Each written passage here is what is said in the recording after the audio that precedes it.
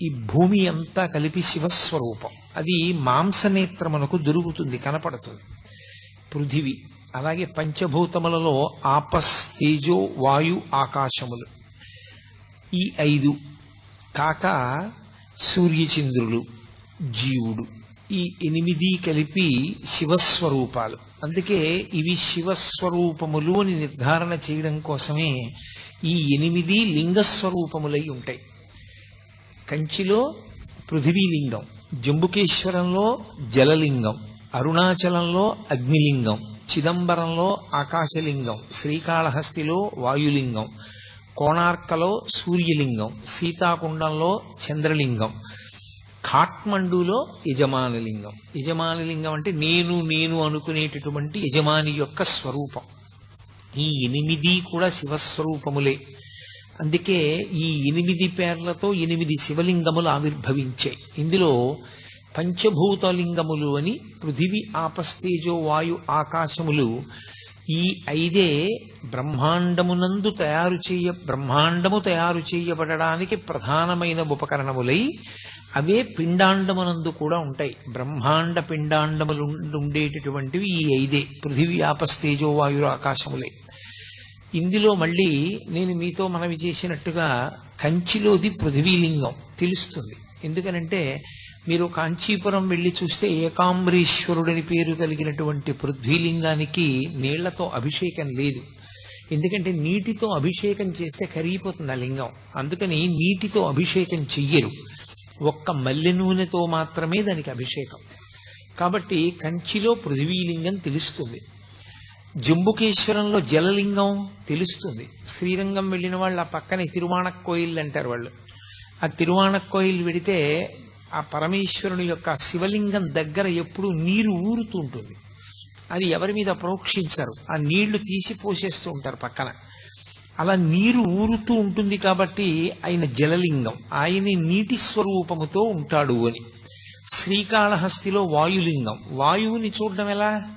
వాయువుని చూడడం కుదరదు, కానీ వాయువు శివుడై ఉన్నాడని గుర్తు ఏమిటంటే శ్రీకాళహస్తిలో శివలింగానికి ఎదురుగుండా ఒక దీపం ఒకటి ఉంటుంది. ఆ దీపం ఎప్పుడు ఇలా కదులుతూ ఉంటుంది. ఒకప్పుడు విదేశీయులు పరీక్ష చేశారు, తలుపులన్నీ వేసేస్తే దీపాలు ఆరిపోతాయి కదా, ఏదో ఆక్సిజన్ లేకపోతే అని తలుపులన్నీ వేసేసి ప్రయత్నం చేశారు. అన్ని దీపాలు నిధనమైపోయాయి. ఆ ఒక్క దీపం మాత్రం గాలి లేకపోయినా కదులుతూ నిలబడింది. ఆ కదిలేటటువంటిది గాలికి కదులుతూ ఉంటుంది. ఆ గాలి కదులుతూ దీపం వెలగడమే వాయులింగం. యథార్థంగా ఎదురుగుండా కంటికి కనపడే లింగస్వరూపంతో పాటుగా అన్వయం చేసుకుని చూడవలసినటువంటి లింగస్వరూపం గాలికి కదిలేటటువంటి ఆ దీపం, అందుకని అది వాయులింగం. ఇక కంచిలో పృథివీలింగం, జంబుకేశ్వరంలో జలలింగం, అరుణాచలంలో అగ్నిలింగం, చిదంబరంలో ఆకాశలింగం, శ్రీకాళహస్తిలో వాయులింగం. చిదంబరంలో ఆకాశలింగం. చిదంబరంలో ఆకాశలింగం తలుపు తీసి చూపిస్తారు, మారేడు కాల దండలు వేసి ఉంటాయి. ఆ వెనక శివలింగం ఏమి ఉండదు, గోడ ఉంటుంది. ఏమిటంటే అక్కడ ఏం శివలింగం లేదు కదా అంటే అదే చిదంబర రహస్యం అండి అంటారు. అంటే అంతటా నిండిపోయిన ఆకాశ స్వరూపుడే అక్కడ ఉన్నాడు అని. ఇక అరుణాచలంలో అగ్నిలింగం. ఇప్పుడు కంచి అంటే పృథివి ఉంది, శ్రీకాళహస్తి అంటే వాయువు తెలుస్తోంది. జంబుకేశ్వరంలో జలలింగం అంటే నీటి దగ్గర, శివలింగం దగ్గర నీరు ఊరుతోంది. సరే, చిదంబరంలో ఆకాశలింగం అంటే అంతటా నిండినటువంటి ఆకాశమే అక్కడ ఉన్నది తెలుస్తోంది. కానీ అరుణాచలంలో అగ్నిలింగం అంటే అక్కడ అగ్ని ఏది? మీరు అరుణాచలం శివాలయంలోకి వెడితే మీకు అక్కడ అగ్ని ఏమైనా కనపడుతుందా? ఒక పెద్ద జ్యోతి స్వరూపాన్ని అక్కడ ఉంచి, లేదా ఒక పెద్ద నెగడుల ఒక మంట మండుతుంటే అదేనండి శివలింగం అక్కడ అని ఎవరైనా చెప్తారా? చెప్పరు. మామూలుగా శివలింగమే ఉంటుంది. మామూలు శివలింగమే ఉన్నప్పుడు అరుణాచలంలో ఉండేటటువంటి శివలింగం అగ్నిలింగం ఎలా అవుతుంది? అరుణాచలమునందు అగ్నిలింగం ఉన్నది అని ఎందుచేత చెప్పబడింది అంటే, మీరు బయట ఎంత చల్లగా ఉండనివ్వండి, అరుణాచలం దేవాలయంలోకి వెళ్ళి కూర్చుంటే ఒళ్ళు చెమటలు పోస్తుంది, అంత వేడిగా ఉంటుంది.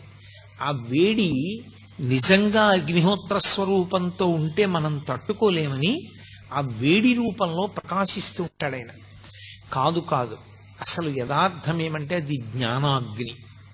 ఆ జ్ఞానాగ్ని ఎవరికి కలుగుతుందో వాళ్ళ కర్మలు దగ్ధమవుతాయి. జ్ఞానాగ్ని దగ్ధ కర్మాణం అంటాడు భగవద్గీతలో గీతాచార్యుడు. ఆ జ్ఞానాగ్ని వలన మళ్లీ పుట్టవలసినటువంటి అవసరం లేకుండా పాపములన్నీ కూడా కాలిపోతాయి సంచితముతో కలిపి. అంత గొప్ప జ్ఞానస్వరూపమే రాశీభూతమై లింగస్వరూపాన్ని దాల్చింది. అందుకే దాన్ని జ్ఞానస్వరూపమైనటువంటి అగ్నిలింగం. అందుకే అరుణాచలంలో ఉండేటటువంటి శివలింగము భౌతికమైనటువంటి అగ్నికి ప్రతీక, జ్ఞానాగ్నికి ప్రతీక. ఆ శివలింగం ఎలా వచ్చింది అని అడిగారు. ఆ శివలింగం ఎలా వచ్చింది, ఎందుకు వచ్చింది అన్న దాని మీద చాలా విశేషమైనటువంటి వ్యాఖ్యానం చేశారు. ఒకానొకప్పుడు బ్రహ్మ విష్ణువులిద్దరికీ కూడా కలహం ఏర్పడింది. దేనికి కలహం అంటే ఎవరు ఎవరికన్నా గొప్పవారు అన్న విషయం మీద. ఎవరు ఎవరికన్నా గొప్పవారు అంటే ఎవరు ఏ పని చేస్తూ ఉంటారు అన్నది చూడవలసి ఉంటుంది కదా. సృష్టికర్త బ్రహ్మగారు, స్థితికర్త శ్రీ మహావిష్ణువు. ఈ సమస్త భూతములు నేను సృజిస్తే కదూ వాటిని నిలబెట్టడం అన్నది, వాటిని పోషించడం అన్నది. అసలు నేను సృజించకపోతే ఇంకా నిలబెట్టడం అన్న మాట ఎక్కడ వస్తుంది? నువ్వు సృజిస్తే నిలబెట్టకపోతే ఆ సృష్టికి అందం ఎక్కడ ఉంటుంది? కాబట్టి వాళ్ళిద్దరి మధ్య వాదోపవాదాలు పెరిగాయి.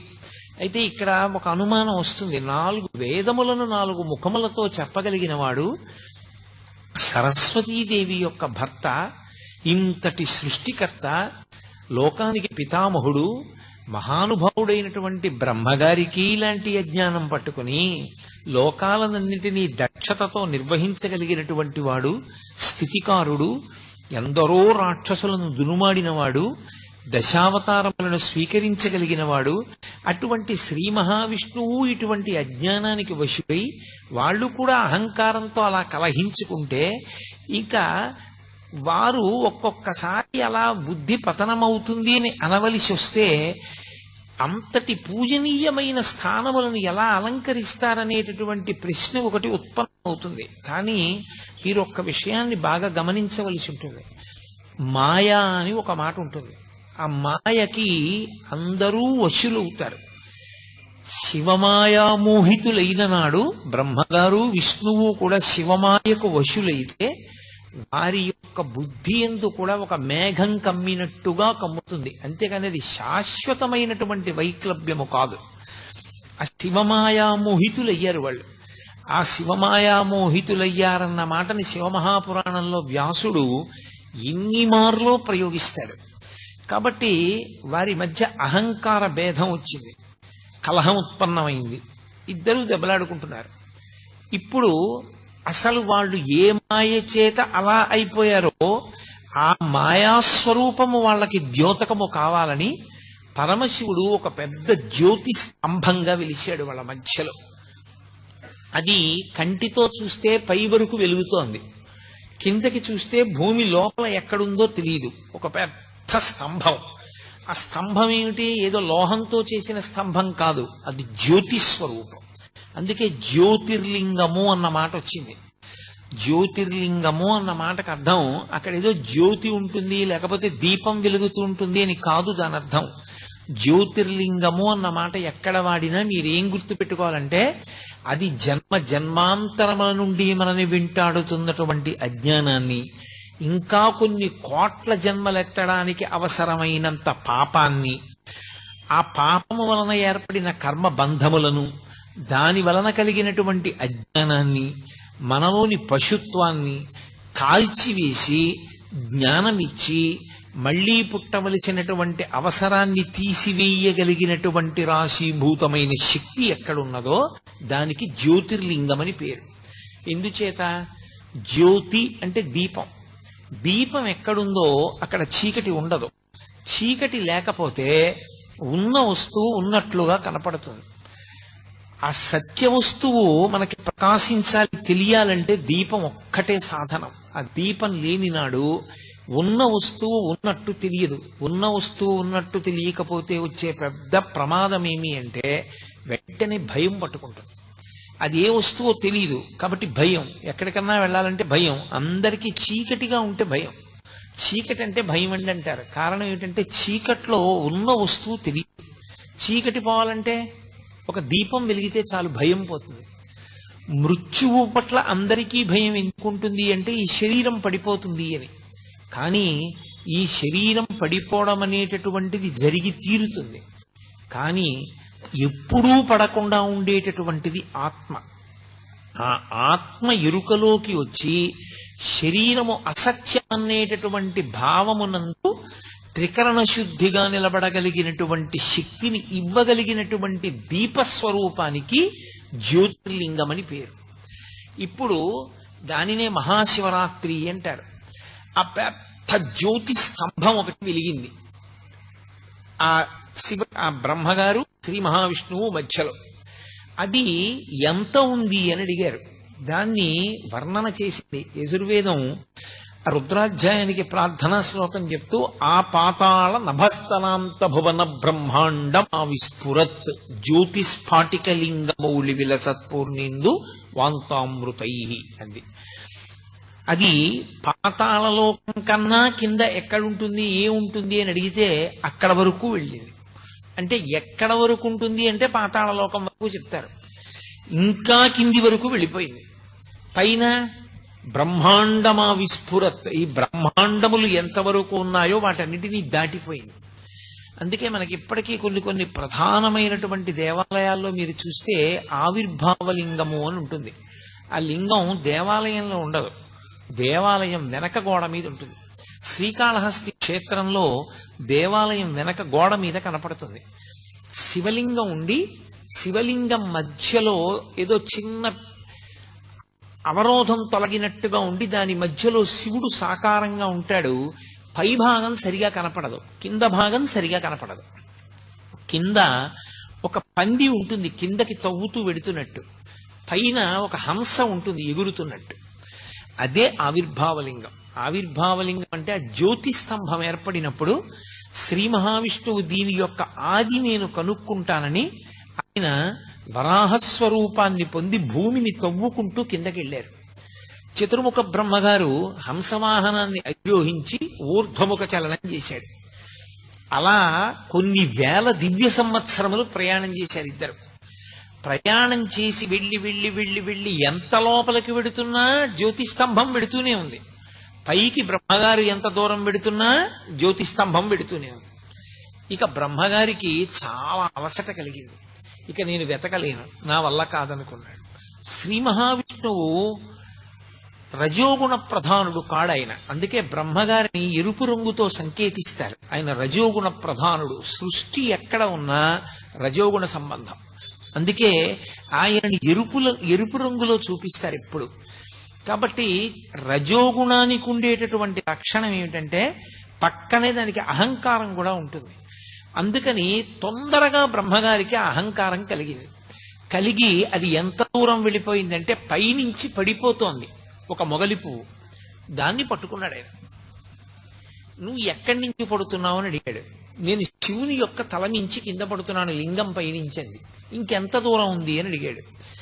ఎంత దూరం ఉందో నాకు తెలియదు, కానీ నేను ఇలా పడడం మొదలుపెట్టి కొన్ని వేల దివ్య సంవత్సరములు అయిపోయింది అని. అంటే ఎంత పై వరకు ఉన్నదో ఈ శివలింగానికి ఆద్యంతములేమిటి నేను కనుక్కోలేనని ఆయన అన్నాడు. నేనే నిన్ను పూజ చేశానని తీసుకొచ్చానని సాక్ష్యం చెప్పాలి అన్నాడు. స్థానం చతుర్ముఖ బ్రహ్మగారి స్థానం, పితామహుడు. ఆయన్ని కాదనలేక మొగలి పువ్వు అంగీకరించి సురభి కనపడింది అక్కడ, కామధేనువు. ఆ ఆవుని అడిగాడు సురభిని, నువ్వు సాక్ష్యం చెప్పాలి నేను శివలింగం యొక్క పైభాగాన్ని చూశాను అని. అలాగే చెప్తానది. అవి రెండు వెళ్ళిపోయి బ్రహ్మగారి కిందకు వచ్చేశారు. విష్ణువు పైకొచ్చారు. విష్ణువు ముందు పైకొచ్చి అన్నారు, ఆయన స్థితికారుడు. ఆయన యందు ఎక్కువసేపు మాయ ఆవహించి ఉండే అవకాశం ఉండదు. ఆయన అన్నాడు, నేను చూడలేదు, శివలింగం యొక్క ఆది నాకు కనపడలేదు. ఎంత లోపలికి తవ్వుకుంటూ వెళ్ళినా శివలింగం యొక్క మొదలు ఇంకా కిందకి వెడుతూనే ఉంది. కాబట్టి దాని ఆది నాకు తెలియలేదు, అది ఆద్యంతములు లేని స్వరూపం అన్నాడు. పరబ్రహ్మమునకు ఆద్యంతములు ఎక్కడుంటాయి? ఉండవు. కాబట్టి విష్ణువు ఆ విషయం చెప్పారు. బ్రహ్మగారు అన్నాడు, నేను చూశాను. ఆ పైన ఆది ప్రారంభం ఎక్కడుందో, పైన ఆరంభం అంటే అంతం, దాన్ని నేను చూసి వచ్చానన్నాడు. ఎలా చూశామని ఎలా నమ్మడం అన్నారు. వెంటనే కేతకీ పుష్పాన్ని పిలిచి సురభిని పిలిచి నేను చూశానా లేదా అన్నాడు. ఆయన మీద భయంతో వాళ్ళిద్దరూ అంగీకరించారు. గోవు పృష్ఠభాగంతో అసత్యం, చూడలేదని తోకోపింది, ముఖంతో చూశారని తలోపింది. అందుకే ముఖానికి పూజ లేదు ఆవుకి, పృష్ఠభాగానికే పూజ. కాబట్టి అప్పుడు ఆ సురభి ఈ కేతకీ పుష్పం రెండు సాక్ష్యం చెప్పాయి. కూట సాక్ష్యం అంటే అబద్ధపు సాక్ష్యం చెప్పావు కాబట్టి మొగలి పువ్వు స్త్రీలు అలంకరించుకోవడానికే తప్ప పరమేశ్వరారాధనమునందు ఉపయోగము ఉండదు. అలాగే ఆవు ముఖంతో అబద్ధం చెప్పి పృష్ఠభాగంతో నిజం చెప్పింది కనుక పృష్ఠభాగము లక్ష్మీస్థానమై ముఖస్థానము చేత దానికి పూజ లేదు. చతుర్ముఖ బ్రహ్మగారు శివమాయ విశేషముగా వహించినటువంటి కారణం చేత రజోగుణ సంపర్కంతో అబద్ధపు సాక్ష్యాలు ప్రవేశపెట్టడం వరకు వెళ్లిపోయారు కాబట్టి ఆయనకి భూమండలమునందు పూజ లేదు. కానీ పూజ చేయించేటప్పుడు బ్రాహ్మణుడు వచ్చి కూర్చున్న స్థానమునకు బ్రహ్మస్థానం అంటారు. అందుకే నీకు పూజ బాగా తెలిసి ఉన్నా బ్రహ్మస్థానం సరిగా పూజ చేయించకపోయినా దాన్ని తప్పు పట్టకూడదన్నారు. ఎందుకనంటే అది బ్రహ్మస్థానం. ఆ వ్యక్తి అక్కడ కూర్చుని పూజ చేయిస్తే ఆ పూజ పరిపూర్ణమైపోతుంది నీ భక్తి చేత. నువ్వు భక్తిగా చేస్తే ఆ పూజ పూర్తవుతుంది. చేయించని దోషం ఏమైనా ఉంటే ఆయనకెడుతుంది. నువ్వు బ్రహ్మగారిని చూడాలి. అందుకే ఉత్సవాలు బ్రహ్మగారి పేరు మీద నడుస్తాయి. బ్రహ్మోత్సవము అంటారు. బ్రహ్మగారే వచ్చి ఉత్సవం చేస్తారు. బ్రహ్మస్థానము పూజ చేసేటప్పుడు అందరిలోకి ఋత్విక్కుల్లో అగ్రగణ్యుడైనటువంటి వ్యక్తిని బ్రహ్మస్థానంలో కూర్చోపెడతారు. కాబట్టి బ్రహ్మగారికి ఆ రెండు స్థానముల వలన పూజ తప్ప ప్రత్యక్షంగా బ్రహ్మకి దేవాలయము కాని పూజ కాని లేదు అని అశరీర వాక్కు అంటే శివవాక్కు. ఆనాడు అలా వెలిసినటువంటి ఆ అగ్నిస్తంభాన్ని చతుర్ముఖ బ్రహ్మగారు స్తోత్రం చేశారు.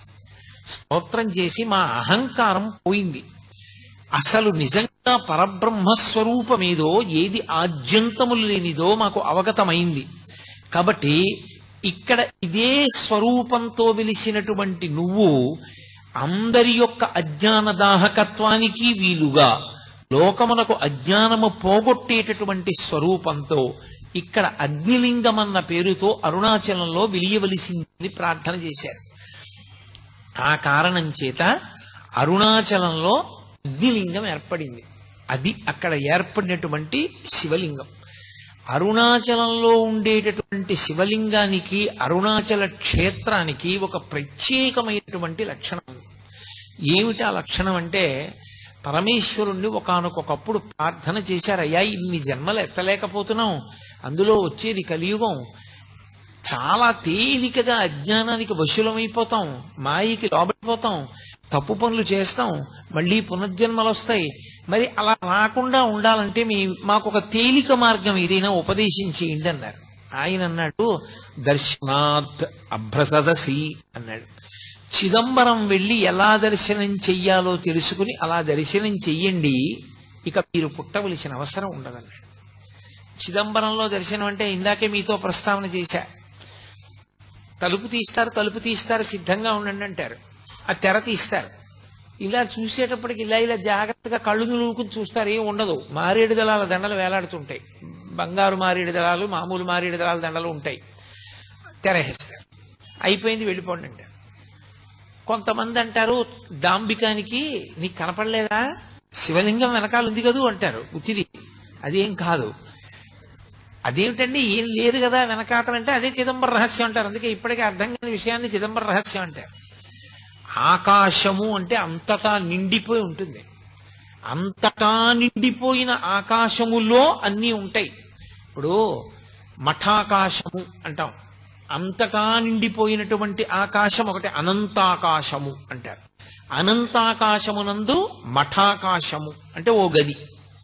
ఓ గదిలో ఆకాశం ఉంటుంది. మళ్ళీ అందులో కుండ పెట్టారనుకోండి ఘటాకాశము. మళ్ళీ ఆ కుండలో ఖాళీ భాగం ఉంటుంది, అది ఆకాశం.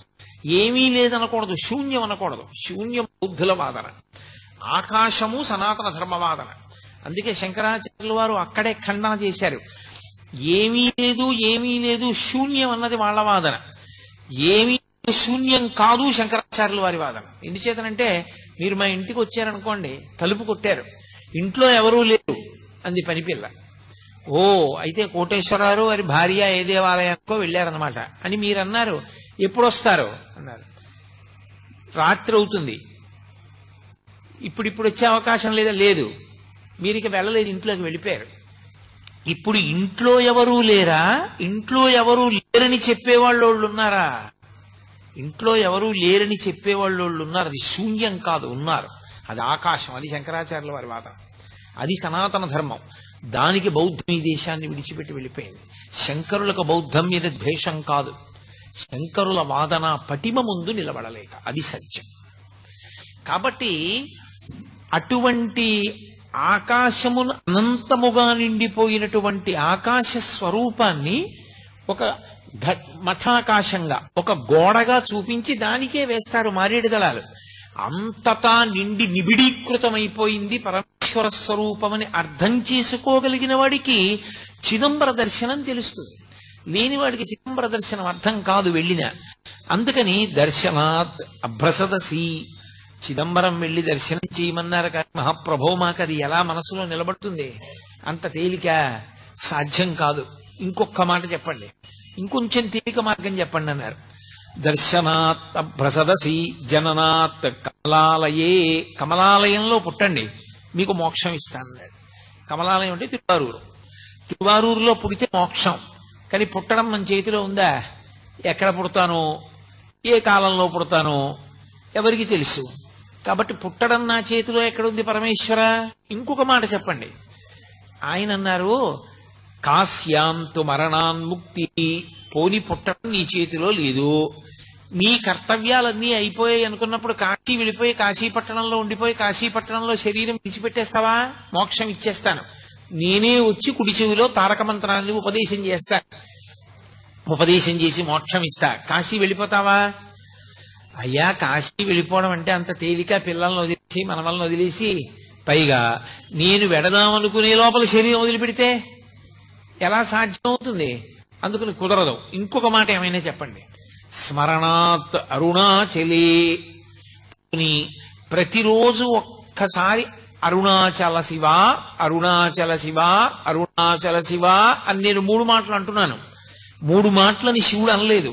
స్మరణాత్ పైకి కూడా అనమని చెప్పలేదు పరమశివుడు. లోపల ఒక్కసారి అరుణాచల క్షేత్రాన్ని నువ్వు స్మరణ చేయగలవా? ఒక్కసారి గుర్తు తెచ్చుకోగలవా? అరుణాచల క్షేత్రాన్ని ఒక్కసారి గుర్తు తెచ్చుకుంటే మోక్షం ఇచ్చేస్తాడు. అందుకే స్కాంద పురాణంలో ఒక విషయం చెప్తారు, జీవయాత్ర అని ఉంటుంది. ఇప్పుడు బయటి యాత్ర విడిచిపెట్టండి, నేను చేసే యాత్ర వేరు, జీవయాత్ర అని ఒకటి ఉంటుంది. ఈ జీవుడు ఎప్పుడు బయలుదేరాడో తెలియదు, ఈ అజ్ఞానంతో ఎప్పటికీ పరమేశ్వరుడిలో కలుస్తాడో తెలియదు. ఎన్ని కోట్ల జన్మలెత్తాడో, ఎన్ని శరీరాలు విడిచిపెట్టాడో, ఎన్ని శరీరాల్లోకి ప్రవేశించి పుట్టాడో, ఎన్ని చోట్ల ఎన్ని ఖేదాలను భవించాడో. ఈ జీవయాత్రకి అంత ఉండదు. కానీ ఒక జీవుని యొక్క యాత్ర, ఒక జీవుని యొక్క ఆ జన్మ పరంపరలు చూసినప్పుడు అరుణాచలంలోకి ఎవరైనా వెడితే, అరుణాచల క్షేత్ర ప్రవేశం చేస్తే వెంటనే జీవుని యొక్క యాత్రలో ఒక గీత పెడతారు, ఇలా ఎర్రగీత, వీడు అరుణాచల ప్రవేశం చేశాడు అని. అరుణాచల ప్రవేశం కాని చేశాడా, ఆ జీవుని యొక్క యాత్రలో ఒక విశేషమైనటువంటి మలుపు తిరిగింది అని గుర్తు. అందుకే అరుణాచలానికి వెళ్ళడం కానీ, అరుణాచల యాత్ర కానీ, అరుణాచల పట్టణంలోకి ప్రవేశించడం కానీ, అరుణాచలేశ్వరుణ్ణి దర్శనం చేయడం కానీ అంత తేలికైన విషయాలు కావు. ఒక్క కారణం చేత మాత్రమే ప్రవేశించగలరు అని చెప్పారు. ఏవా కారణములు అంటే, మీకు ఏమీ తెలియదు, మీకు ఏమీ చేత కాదు అన్న భావనతోటి, వినయంతోటి బయలుదేరితే అరుణాచల ప్రవేశం సాధించగలరు. అరుణాచలంలోకి వెళ్ళడానికి ఒకటే, పరమేశ్వర నాకేం తెలియదు, నాకున్నవన్నీ పాపాలే, నిన్ను నమ్ముకుని వస్తున్నాను, నువ్వే నన్ను అరుణాచల ప్రవేశం చేయించు అని అడిగినటువంటి వారికి అరుణాచల ప్రవేశం చేయిస్తారు తప్ప అహంకృతితో కొంచెం డాంబికంగా బయలుదేరితే అరుణాచలంలోకి వెళ్లరు అని జ్ఞాన సంబంధనాయనారంతటి మహానుభావుడు వెళ్ళలేకపోయాడు, దొంగలు కొట్టేశారు. అప్పుడు ఆయన బాధపడితే ఉన్నవన్నీ ఎత్తుకుపోయిన తర్వాత ఈశ్వరుడి మీద పట్టికాలు పాడి పరమ నిరాడంబరంగా వినయంతో ప్రవేశిస్తే అరుణాచల పట్టణంలోకి ప్రవేశించగలిగాడు. అరుణాచలం అంత గొప్ప క్షేత్రం. అసౌ యస్తామ్రౌ అర్ణవుత బుభ్రస్సుమంగళ ఏ చేమాగం రుద్ర అభితోదిచ్చుస్యకా సహస్రసో వైశాగం హేడయీమహే అంటుంది రుద్రాధ్యాయం. ఎర్రటి కాంతులు కలిగినటువంటి పరమశివుడు సర్వమంగళ స్వరూపంతో ఉంటాడాయన. ఉండి అన్ని ప్రాణులకు కూడా విశేషమైనటువంటి ఉపకారం చేస్తూ ఉంటాడు. అంత గొప్పగా పరమశివుడు వెలిసినటువంటి క్షేత్రం అరుణాచలం. మనం ఎక్కడికైనా శైవ క్షేత్రానికి వెడితే ఆ శివాలయంలో ఉండేటటువంటి శివలింగం ఏదుంటుందో దాన్ని మాత్రమే ప్రధానమైన శివస్వరూపంగా భావన చేస్తాం. ఉదాహరణకి మీరు కంచి వెళ్ళారనుకోండి, ఏకాంబరీశ్వరలింగము అని ఆ కాంచీపురంలో ఉండేటటువంటి పృథివీలింగమే గొప్పది. ఆ పృథివీలింగ దర్శనం ప్రధానంగా చేస్తాం. మిగిలినవన్నీ కూడా పరివార దేవతలు ఇతరమైనటువంటి లింగాలు ఉంటాయి శివాలయంలో. కానీ ప్రధానమైన లింగం కాంచీపురంలో పృథివీలింగం. ఆ శివలింగాన్ని దర్శనం చేస్తాం. అరుణాచల క్షేత్రం దగ్గరికి వచ్చేటప్పటికి మాత్రం ఒక్కడే శివుడు అరుణాచలంలో ఉన్నటువంటి శివలింగ స్వరూపమే కాదు, అరుణాచలంలో 3 రూపాలతో ఉంటాడు పరమేశ్వరుడు. ఒకటి అరుణాచలంలో ఉన్నటువంటి దేవాలయం లోపల ఉన్నటువంటి శివలింగ స్వరూపం ఒకటి, అది ప్రధానమైన లింగ స్వరూపం. 2 అరుణాచలం కొండంతా కలిపి శివస్వరూపం, అది అగ్నిస్వరూపం. అందుకే కృతయుగంలో అది అగ్నిస్వరూపంగా ఒక పెద్ద జ్యోతిస్సుగా వెలుగుతుండేదిట.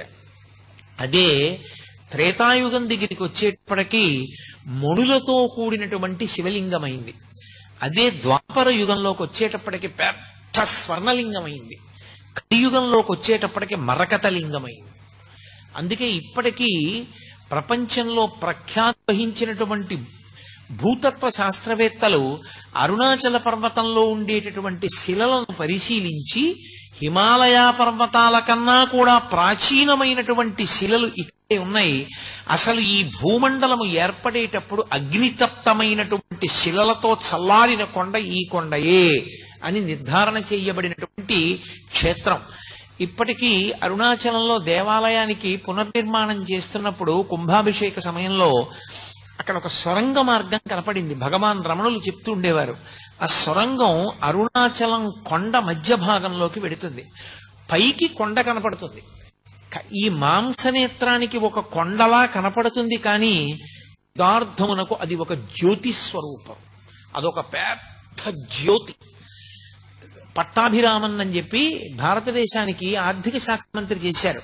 ఆయన తిరువణ్ణామలై వెడితే ఆయనకి అక్కడ ఉన్నటువంటి కొండలో పెద్ద జ్యోతి కనపడింది. ఇప్పటికీ అరుణాచల క్షేత్రంలో ఎందరో మహాపురుషులు దర్శనం చేశారు, ఎందరికో దర్శనాలయ్యాయి, ఎన్నో చోట్ల గ్రంథస్థం అయ్యాయి ఆ విషయాలు. సప్తర్షులు కూడా జ్యోతుల యొక్క స్వరూపాలతో వచ్చి అరుణాచల పర్వతంలోకి వెళ్లి పరమేశ్వరుణ్ణి సేవించి మళ్ళీ ఆకాశంలోకి జ్యోతుల రూపంలో వెళ్లి సప్తర్షి మండల ప్రవేశం చేస్తుంటే దర్శనం చేసిన వాళ్ళు ఎందరో ఉన్నారు.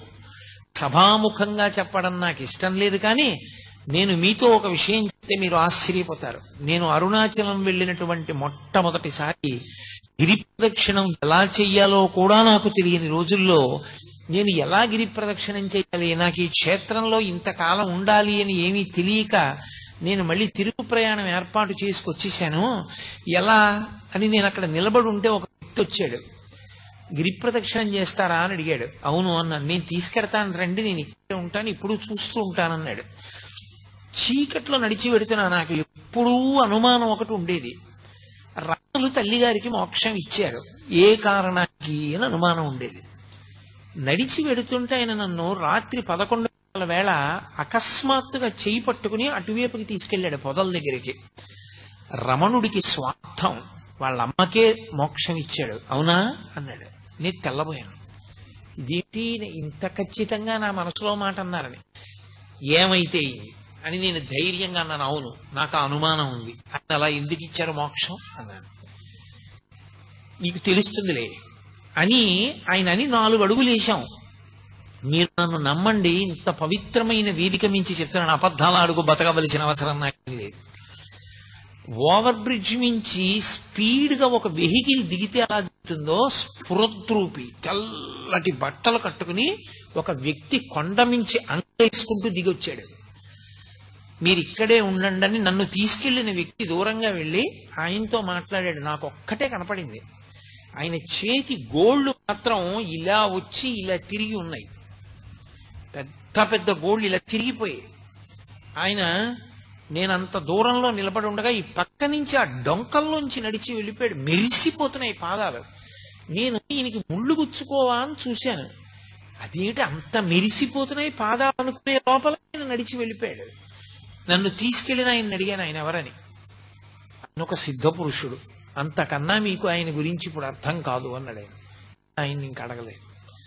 అరుణాచలం ఎందరో సిద్ధ పురుషులకి అలవాలం. దేవతలు కూడా ఎప్పుడు దానికి ప్రదక్షిణం చేస్తూ ఉంటారు. ఎందరో మహాత్ములు అరుణాచలంలో ఉండేటటువంటి గుహలలో నివాసం చేస్తూ ఉంటారు. అంత గొప్ప పర్వతం, ఆ పర్వతం అంతా శివస్వరూపం, ఆ కొండంతా శివుడే. అందుకే ఒక్క అరుణాచల క్షేత్రంలో మాత్రమే ఒక మినహాయింపు. 24 మైళ్ల దూరం, ఆ కొండ చుట్టూ 24 మైళ్ల దూరం దాని యొక్క తేజస్సు పడుతుంది. ఆ తేజస్సు ఉన్న లోపల దీక్షా నియమాలు లేవు. ఏ దీక్ష అక్కడ అవసరం లేదు. భగవాన్ రమణులు గోచి పెట్టుకుని ఉండేవారు, ఒక నూలు గోచి. ఆయన గోచి పెట్టుకుని కూర్చున్న రోజుల్లో శృంగగిరి పీఠం నుంచి ఒక పండితుడు ఒక ఆయన వచ్చారు. అప్పటికి నృసింహభారతి స్వామి వారు పీఠాధిపత్యంలో ఉన్నారు. అయ్యా, మీరు అన్నీ విడిచిపెట్టేశారు, మీకు ఏవీ బంధనాలు లేవు, కానీ ఇలా తెల్లటి గోచి పెట్టుకుని ఉండడం కన్నా సన్యాస దీక్ష తీసుకుంటే బాగుంటుంది. సన్యాస దీక్ష కాదంటారా? అథవా మీరు ఒక కాషాయ గోచి పెట్టుకుంటే బాగుంటుంది అన్నారు. రమణులు ఏం మాట్లాడలేదు. ఆయన అప్పుడు విరూపాక్ష గుహలో ఉన్నారు కొండ మీద. నేను కిందకి వెళ్లి స్నానం చేసి భోజనం చేసి 3 గంటలకు వస్తాను, ఏమైనా మనసు మార్చుకుంటే చెప్పండి అని కిందకి వెళ్ళారు. ఈలోగా ఒక వృద్ధుడు వచ్చి ఒక పెద్ద పుస్తకాల మూట ఒకటి అక్కడ దింపాడు. నేను ఇంకా స్నానం చేయలేదు, స్నానం చేసి వస్తాను, ఈ మూట చూడు అని రమణులకి చెప్పి వెళ్ళి, రమణులు కిందకి దిగి ఆ మూటలో పైన ఉన్న పుస్తకాన్ని ఇలా తీశారు. దాని బట్టకి నొక్కుంది. ఎక్కడ నొక్కుందో అక్కడ తీసి చూస్తే సంస్కృతంలో ఉన్నటువంటి అరుణాచల మహాత్మ్యం పుస్తకం, ఆ పుస్తకంలో ఉంది. ఆ కొండకి 24 మైళ్ల పరిధిలో ఏ దీక్షా నియమము లేదు. అందుకని సన్యాస దీక్ష అని ప్రత్యేకంగా తీసుకుని ఉండవలసిన అవసరం లేదు అరుణాచలంలో అని. ఆ వచ్చిన పండితుడికి అది చూపిస్తే తెల్లబోయి వెళ్ళిపోయారు. చిత్రం ఏమిటంటే ఆ వచ్చిన వాడెవరో కాదు, భగవాన్ రమణుల్ని ఆదుకోవడానికి ఆ పుస్తకాలు పట్టుకుని పరమశివుడు వచ్చి ఆ మూట అక్కడ పెట్టాడు. ఇక మళ్ళీ రాలేదైన. ఆ బ్రాహ్మణుడు వచ్చి ఆ పుస్తకాలు భగవాన్ రమణుల దగ్గర తీసుకోలేదు. అంతటి పరమ సత్యమైనటువంటి క్షేత్రం ఆ క్షేత్రము. అక్కడ కొండ, శివలింగము. అరుణాచలేశ్వర దేవాలయంలో ఉన్నటువంటి శివలింగము అరుణాచల పర్వతం లోపలే ఉన్నటువంటి ఒక పెద్ద గుహ ఉన్నది అంటారు. ఇప్పటికీ అరుణాచల పర్వతం మధ్యలో ఉన్నది ఆ గుహ అంటారు. దానికే సొరంగ మార్గం ఉంది అని చెప్పేవారు రమణులు. అరుణాచల క్షేత్రంలో శివాలయాన్ని పునర్నిర్మాణం చేసినప్పుడు కుంభాభిషేక సమయంలో సొరంగం బయటపడింది. ఆ సొరంగం చిన్నగా అరుణాచల పర్వతం లోపల ఉన్న గుహ దగ్గరికి వెడుతుంది అంటారు. అక్కడ ఒక పెద్ద వటవృక్షం ఉంటుందని, ఆ మర్రి చెట్టు కింద దక్షిణామూర్తి స్వరూపంలో సిద్ధయోగ స్వరూపంతో పరమశివుడు ఇప్పటికీ కూర్చుని ఉంటాడని, సనక సనందనాది మహర్షులందరూ కూడా ఆయన్ని సేవిస్తూ ఉంటారని చెప్తారు.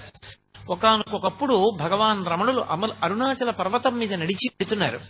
పెడుతుంటే విస్తరాకంత మర్రాకు ఒకటి వచ్చి గాలికి ఎడుకుంటూ ఎండు ఆకు ఆయన కాలికి తగిలింది.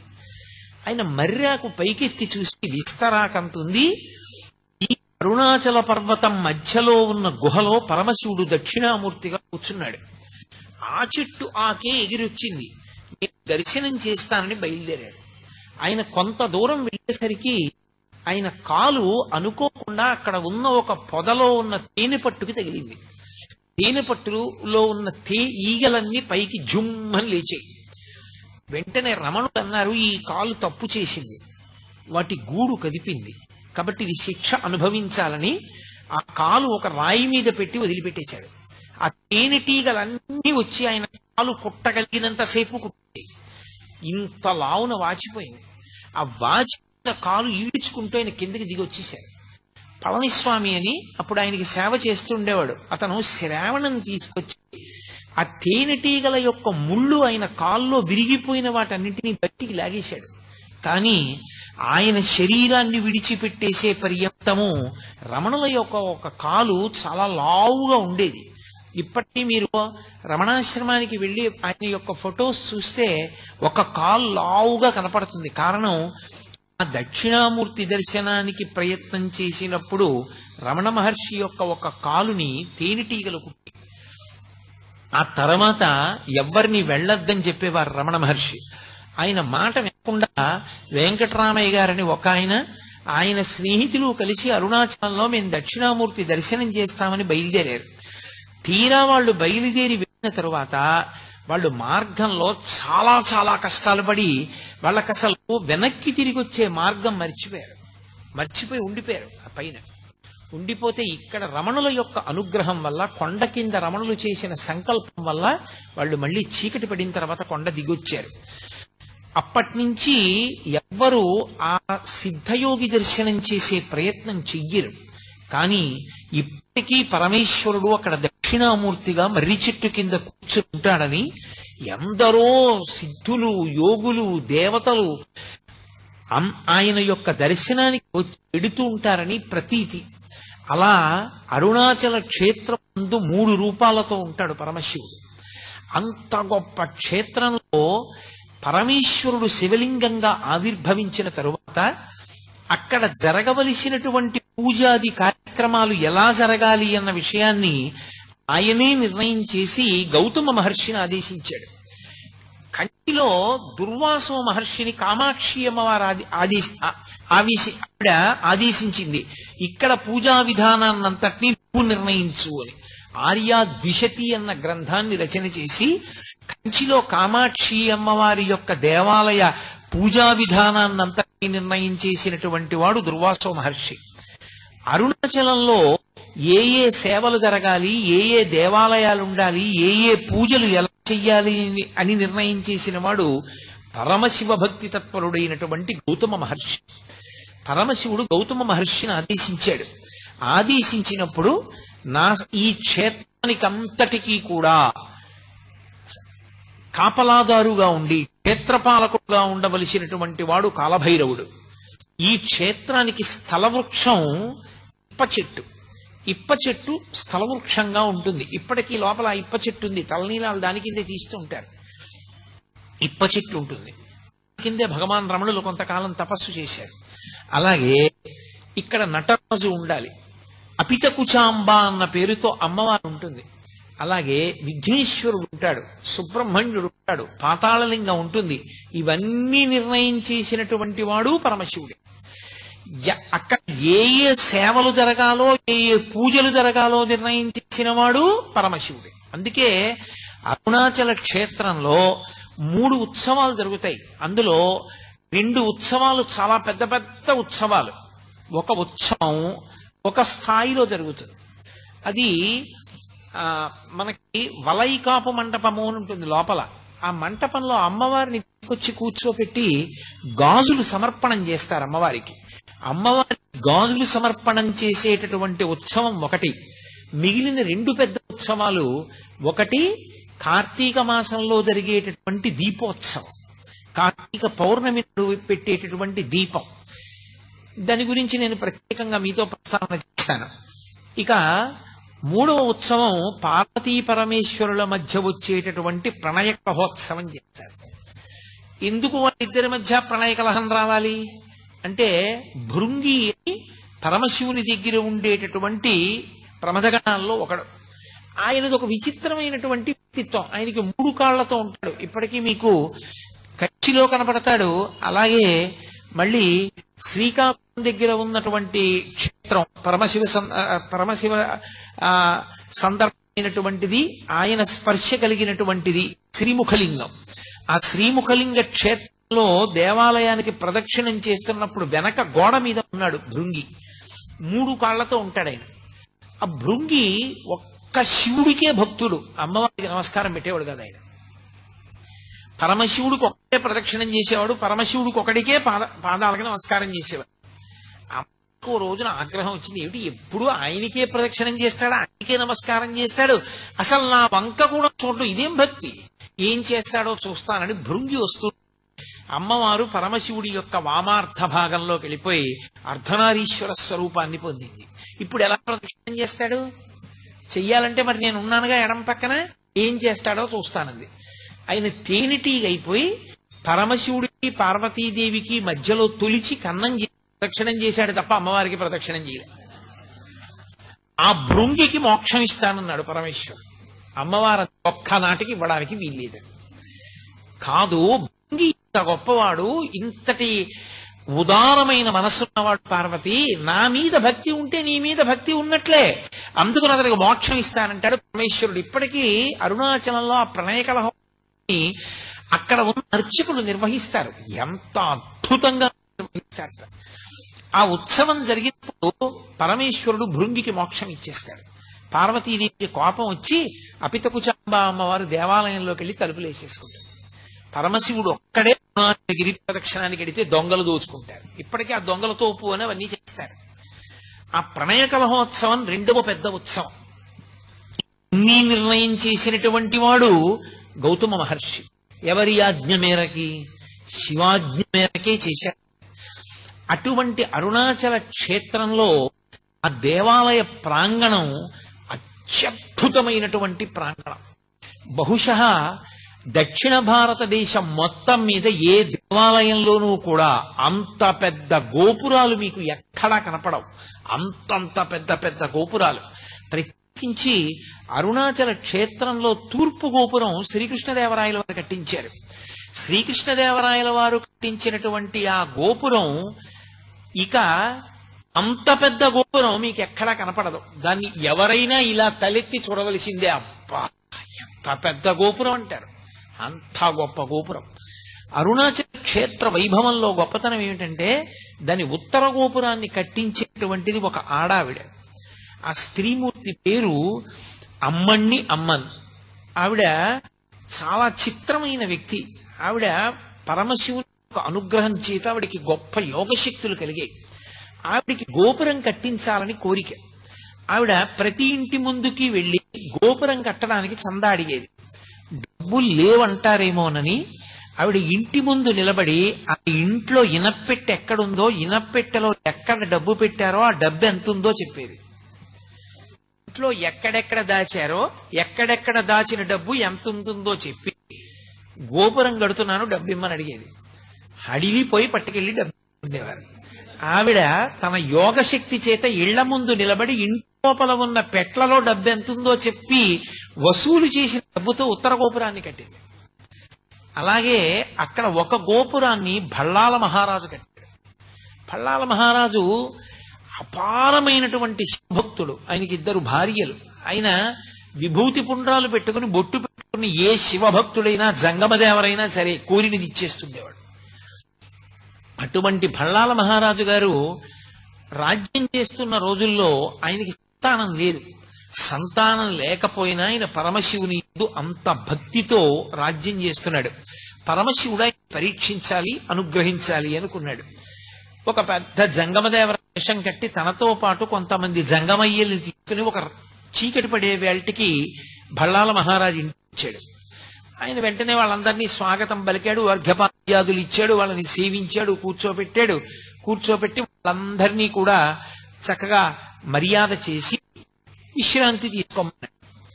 ఈ పెద్ద జంగమదేవరు అన్నాడు, నాతో వచ్చిన జంగమయ్యలకి నాకు దేవదాసీల్ని అన్నాడు. దేవదాసీల్ని తీసుకొచ్చి జంగమయ్యలందరికీ ఇచ్చారు.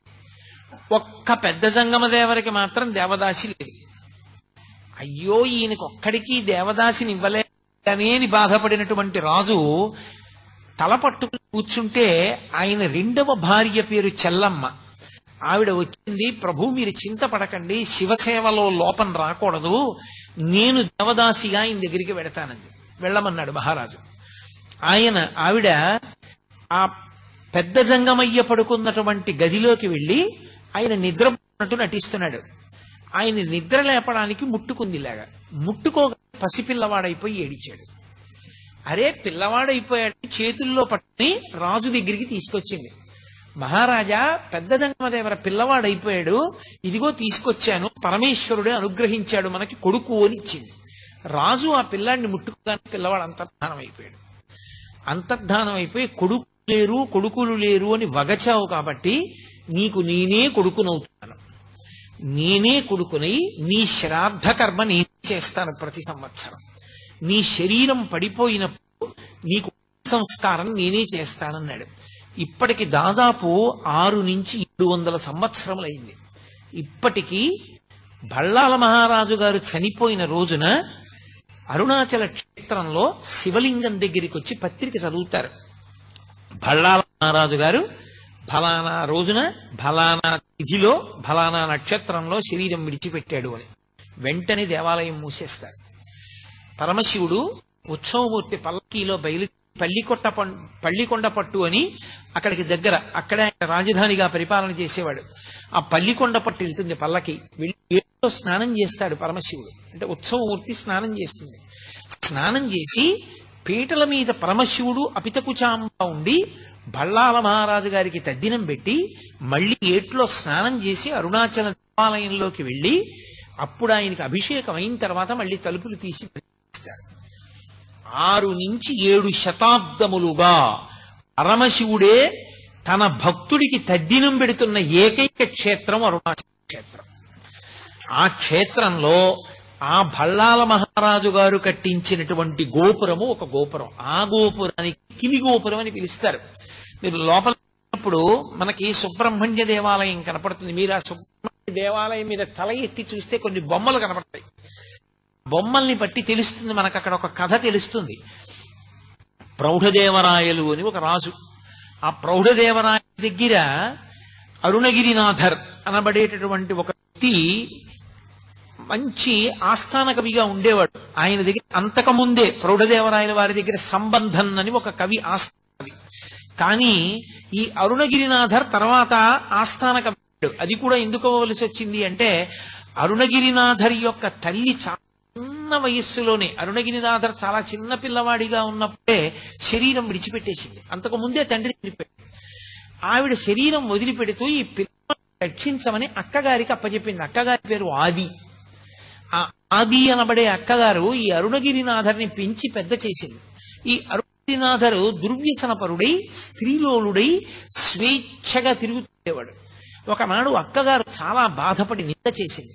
అతనికి వైరాగ్యం కలిగి ఇన్ని తప్పులు చేశాను, నేనిక బతకకూడదని ఈ బళ్ళాల మహారాజు గారు కట్టించిన గోపురం ఎక్కి చచ్చిపోతానని అక్కడి నుంచి కింద పడ్డాడు. కింద పడుతుంటే లోపల సుబ్రహ్మణ్య దేవాలయంలో ఉన్న సుబ్రహ్మణ్యుడు బయటికి వచ్చి చేతులు పట్టుకున్నాడు. సుబ్రహ్మణ్యేశ్వర స్వామి వారి యొక్క స్పర్శ తగలగానే అతనిలో కవిత్వం పెళ్ళుబుకి మహాభక్తుడయ్యాడు.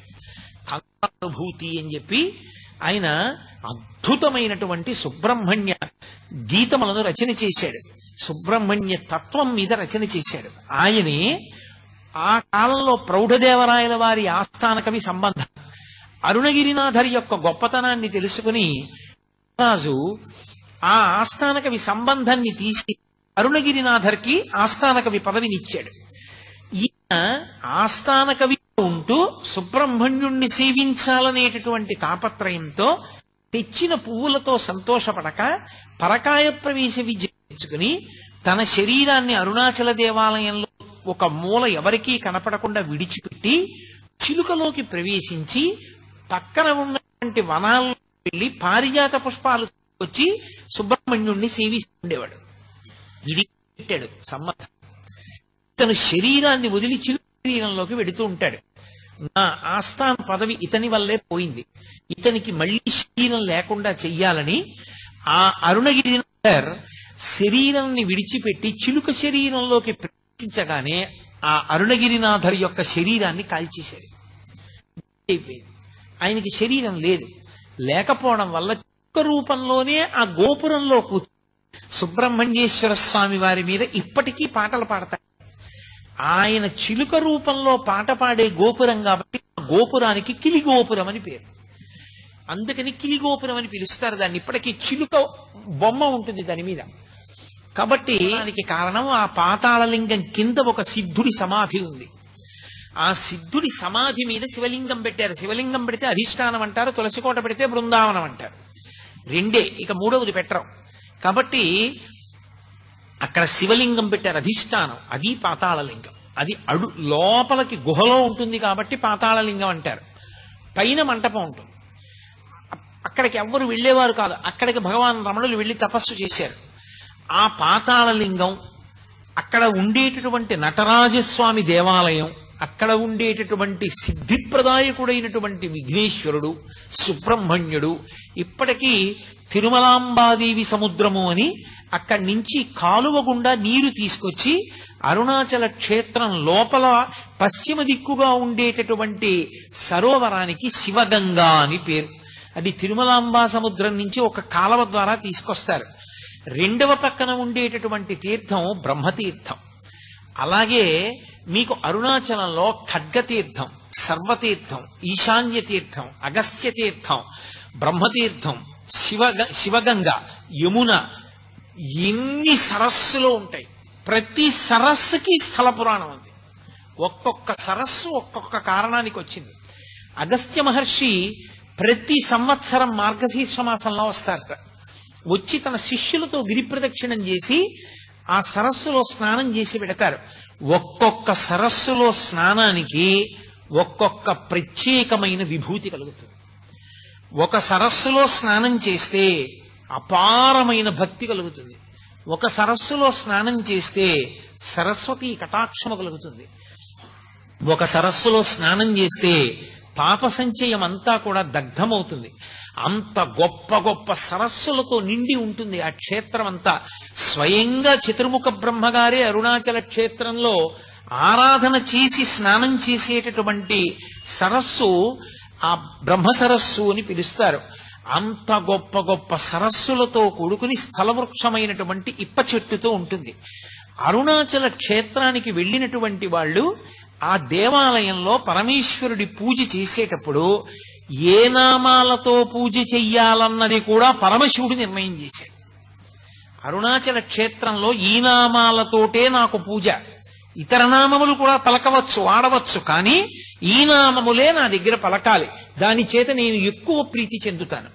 అలాగే అరుణాచల క్షేత్రానికి వచ్చిన వాళ్ళు అరుణాచలంలో కూర్చుని చక్కగా సామూహికంగా భక్తులందరూ కూర్చుని ఒకరు చెప్తుంటే మిగిలిన వాళ్ళు చెప్తూ ఉండాలి ఆ నామాలు. ఆ నామాలన్నీ గౌతమ మహర్షికి చెప్పి గౌతమ మహర్షి చేత సంకలనం చేయించాడు పరమేశ్వరుడు. మీ యొక్క సౌకర్యం కోసం నేను ఆ నామాలు తీసుకొచ్చాను. ఒకసారి మీకు నేను చదివి వినిపిస్తాను. అందున కార్తీక సోమవారం ఇవాళ ఏకాదశి తిథితో ఉంది. పరమపావనమైనటువంటి తిథి కనుక ఒకసారి వినండి. ఆయనే చెప్పినటువంటి నామాలు. అరుణాచల క్షేత్రంలో ఈ నామాలు చెప్పాలి అని.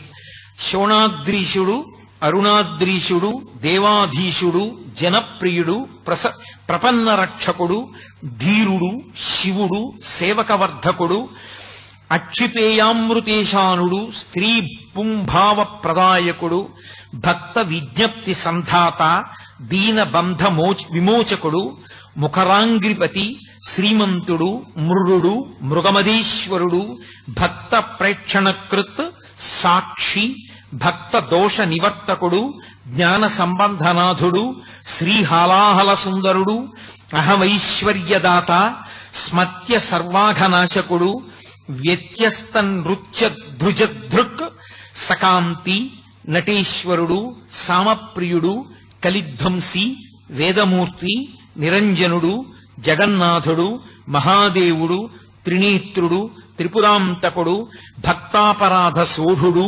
యోగీశుడు, భోగనాయకుడు, బాలమూర్తి, క్షమారూపి, ధర్మరక్షకుడు, వృషధ్వజుడు, హరుడు, గిరీశ్వరుడు, భర్గుడు, చంద్రశేఖరావతంసకుడు, స్మరాంతకుడు, అంధకరిపుడు, సిద్ధరాజు, దిగంబరుడు, ఆరామప్రియుడు, ఈశానుడు, భస్మ రుద్రాక్షలాంఛనుడు, శ్రీపతి, శంకరుడు, స్రష్ట, సర్వ విఘ్నేశ్వరుడు, అనఘుడు, గంగాధరుడు, క్రతుధ్వంసి, విమలుడు, నాగభూషణుడు, అరుణుడు, బహురూపుడు, విరూపాక్షుడు, అక్షరాకృతి, అనాది, అంతర్హితుడు, శివకాముడు, స్వయం ప్రభువు, సచ్చిదానందరూపుడు, సర్వాత్మ, జీవధారకుడు, స్త్రీ సంగవామ శుభగుడు, విధి, విహిత సుందరుడు, జ్ఞానప్రదుడు, ముక్తిదాత, భక్త వాంఛితదాయకుడు, ఆశ్చర్య వైభవుడు, కామి, నిరవధ్యుడు, నిధిప్రదుడు, శూలి, పశుపతి, శంభుడు, స్వయంభువుడు, గిరీశుడు, మృడు. ఇవి అరుణాచల క్షేత్రానికి వెళ్ళినటువంటి భక్తులు తప్పకుండా కూర్చుని చెప్పవలసినటువంటి నామములు. ఎవరు అరుణాచలం వచ్చి ఈ నామములు అరుణాచల క్షేత్రంలో పలుకుతారో, ఎవరు ఈ నామములతో శివలింగానికి పూజ చేసుకుంటారో అటువంటి వారందరికీ కూడా నా యొక్క అనుగ్రహం విశేషంగా కలుగుతుంది అన్నాడు. అరుణాచల క్షేత్రానికి ఉండేటటువంటి మహాత్మ్యం ఏమిటో తెలుసా? అతి ప్రాచీనమై పరమేశ్వరుడు స్వయంభూగా 3 రూపాలతో వెలిసినటువంటి క్షేత్రమైన కారణం చేత అరుణాచలంలో మీరు ఎంత చిన్న పుణ్యకార్యం చెయ్యండి, అది తీవ్ర స్థాయిలో ఫలితాన్ని ఇస్తుంది. సామాన్యమైన ఫలితం కాదు. అది ఏదో పుణ్యంగా మారి వచ్చే జన్మలో మీరు సార్వభౌముడవడం, ఏదో పుణ్యంగా మారి వచ్చే జన్మలో ఐశ్వర్యవంతుడవడం కాదు. అరుణాచలంలో చేసినటువంటి పుణ్యకార్యము పునరావృత్తి రాహిత్యమునకు తీసుకెళ్తుంది. దానికి స్కాంద పురాణంలో కొన్ని విశేషాలు చెప్తారు. అరుణాచలం కొండ మీద ఒకానొకప్పుడు ఒక సాలెపురుగు గూడు కట్టింది. గూడు కడితే లేత సూర్యకిరణాలు పడ్డాయి. పడి అది విశేషమైన కాంతితో మెరిసింది. ఆ మెరుపు కొండ మీద పడింది. కొండ స్థూల శివుడు, అది శివుడే. శివుడి శరీరం మీద కాంతి పడేటట్టుగా మెరుపులతో కూడినటువంటి బట్ట శివలింగానికి కట్టిన పుణ్యం ఇచ్చి సాలెపురుగుకి మోక్షం ఇచ్చాడు. అలాగే అక్కడ ఒక ఏనుగు కొండలలోకి ప్రవేశించి తన మదజలధారల చేత ఆకులను తడిపింది. ఆ ఆకులు తడిసి ఆ బొట్లు శివలింగం మీద పడ్డాయి. శివలింగం మీద అభిషేకం చేసిందన్న పుణ్యం ఇచ్చి ఏనుక్కి పునరావృత్తి రాహిత్యం ఇచ్చాడు. అలాగే ఒక ఎలుక అరుణాచల పర్వతంలోకి దూరి అది తవ్వితే దాని లోపల ఉన్నటువంటి ఆ రాళ్ల మీద సూర్యకిరణాలు పడ్డాయి. మణులు ప్రకాశించినట్టుగా ప్రకాశించేవి.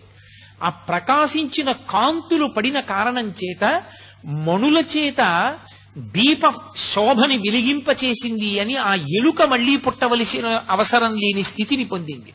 ఒక చిలుక అరుణాచల పర్వతం మీద ఎగురుతున్నప్పుడు దాని యొక్క రెక్కల కదలికలకి ధూళికణములు తొలగించబడ్డాయి. అరుణాచల పర్వతాన్ని శుభ్రం చేసింది అని చెప్పి దానికి మోక్షం ఇచ్చారు. అన్నిటికన్నా ఆశ్చర్యం, ఒకప్పుడు అరుణాచల దేవాలయంలోకి గ్రద్ద ప్రవేశించింది. బలిపీఠం మీద ఉన్నటువంటి కబళం కింద పడితే తిందామని అది వాలి కూర్చోడానికి అవకాశం లేక తన రెక్కలతో అల్లార్చింది. ఆ ముద్ద కోసం కబళం కింద పడింది. అది రెక్కలు అల్లార్చినప్పుడు ఆ బలిపీఠం మీద ఉన్న ధూళి కొంత ఎగిరింది. ధూళి ఎగిరింది కాబట్టి అది దేవాలయాన్ని తుడిచింది అని మోక్షం ఇచ్చారు. నేను మీకు కొన్ని ఉదాహరణలే చూపించగలను, అన్నీ చూపించడం సాధ్యమయ్యే విషయం కాదు. అరుణాచలంలో చేసినటువంటి కించిత్ పుణ్యం కూడా మళ్లీ ఏదో వచ్చే జన్మలో పుట్టి అనుభవించడానికి పనికొచ్చే పుణ్యంగా మారడం కాదు. ఇక మళ్లీ పుట్టవలసిన అవసరం లేనంత గొప్ప జ్ఞానాన్ని ఇవ్వగలిగినటువంటి క్షేత్రం. అందుకే ఆ లింగము అగ్నిలింగము అనడానికి కారణం అదే. అక్కడ ఈశ్వరుడు అసుతోషుడు అని పేరు ఆయనకి. అసుతోషుడు అంటే విపరీతంగా సంతోషిస్తాడు. ఎందుకంత సంతోషం అంటే మీరు చెప్పలేరు. దానికి కారణం ఉండదు. నాకు ఆ మాట అన్నప్పుడు ఒకటి ఆ జ్ఞాపకం వస్తుంటుంది. నేను చాలా సంతోషం అంటుంటాను. అందులో నాకు ఈ చాలా సంతోషం అన్న మాట ఎక్కువ అనడం ఎప్పుడు అలవాటు అంటే ఫోన్ మాట్లాడుతున్నప్పుడు ఆ మాట అంటుంటాను. ఎవరైనా నేను చెప్తుంటే చాలా సంతోషం చాలా సంతోషం అంట. నన్ను ఎప్పుడు ఎవరు అడగలేదు. నన్ను ఒకసారి ఒక పిల్ల అడిగింది, అవతల ఫోన్లో మాట్లాడుతోంది. నేను తాతగారు రోజు స్కూల్కి వెడుతున్నాను. చాలా సంతోషం అమ్మా అన్నాను. బాగా చదువుకుంటున్నాను తాతగారు. చాలా సంతోషం అమ్మా అన్నాను. తాతగారండి అమ్మ చెప్పిన మాట వింటున్నాను. చాలా సంతోషం అమ్మా అన్నాను. తాతగారు మళ్ళీ మీరు వచ్చినప్పుడు మా ఇంటికి వస్తే మనం కలిసి ఆడుకుందాం తాతగారు అంది. చాలా సంతోషం అమ్మా అన్నాను. అన్నింటికీ అంత సంతోషం ఎందుకు తాతగారు అంది. ఇప్పుడు నేను తెల్లబోయాను. నిజమే ఇదేంటి అన్నిటికీ అంత సంతోషం ఏమిటి నాకు అని. అంటే చాలా సంతోషం అనడం నాకు అలవాటు అయిపోయింది. చాలా సంతోషం అని నోటి మాటగా అంటాను నేను. ప్రతి చిన్నదానికి నిజంగా సంతోషపడిపోయి అనుగ్రహిస్తాడు అశుతోషుడైన పరమేశ్వరుడు. ఆ అశుతోష తత్వము పూర్ణముగా ప్రకాశిస్తుంది అరుణాచల క్షేత్రంలో. అందుకే అక్కడ చేసిన ఏ చిన్న పుణ్యకార్యమైనా అపారమైనటువంటి ఫలితాన్ని తీసుకొచ్చి సంక్రమింపచేస్తుంది. ఇప్పటికీ అరుణాచల క్షేత్రానికి దేవతలు, గంధర్వులు, యక్షులు, గంధర్వులు, కిన్నెరులు, కింపురుషులు వచ్చి పరమశివుణ్ణి సేవించి వెడుతుంటారు. భగవాన్ రమణుల దగ్గరికి శ్రీమతి తల్యార్ ఖాన్ అని ఒక ఆవిడను, పశ్చిమ దేశాల నుంచి వచ్చినటువంటి సాధకురాలు అరుణ అని ఒక ఆవిడ, ఇద్దరు ఉండేవారు. వాళ్ళిద్దరూ ఒకప్పుడు అరుణాచలం కొండ ఎక్కి కొండ మీద పడుకున్నారు. పడుకోవడం అంటే కొండ మీద ధ్యానం చేస్తున్నారు. వాళ్ళకి ధ్యానం చేస్తూ ఉండగా అద్భుతమైన సంగీతం వినపడింది. అందులో ఈ శ్రీమతి తల్యార్ ఖాన్ ఆవిడే పాతాళలింగ దేవాలయాన్ని అంతటినీ కూడా పునర్నిర్మాణం చేసింది. అప్పుడే రాజగోపాలాచారి గారు మనకి గవర్నర్ జనరల్ ఆఫ్ ఇండియా అని లాస్ట్ గవర్నర్ జనరల్ రాజగోపాలాచారి గారు గవర్నర్ జనరల్ గా ఉండగా ఆహ్వానించారు దాని ప్రారంభోత్సవానికి. ఆయన వచ్చి రమణుల గురించి ప్రసంగం చేసి రమణాశ్రమానికి వెళ్లే సమయం లేక వెళ్ళిపోతే గవర్నర్ గారు వెళ్ళారు. మీరు ఇప్పటికీ అవన్నీ రమణాశ్రమ లేఖల్లో చదవచ్చు, సూర్యనాగమ్మ గారి లేఖల్లో. కాబట్టి ఆ పాతాళలింగం దగ్గర ఎలాగ ఉండేవారో అలాగే ఈ విదేశాల నుంచి వచ్చినటువంటి అరుణ అన్న ఆవిడ పాతాళలింగ క్షేత్రాన్నంతటినీ పునర్నిర్మాణం చేసినటువంటి శ్రీమతి తల్యార్ ఖాన్, వీళ్ళిద్దరూ కొండ మీద ధ్యానంలో ఉంటే సంగీతం వినపడింది.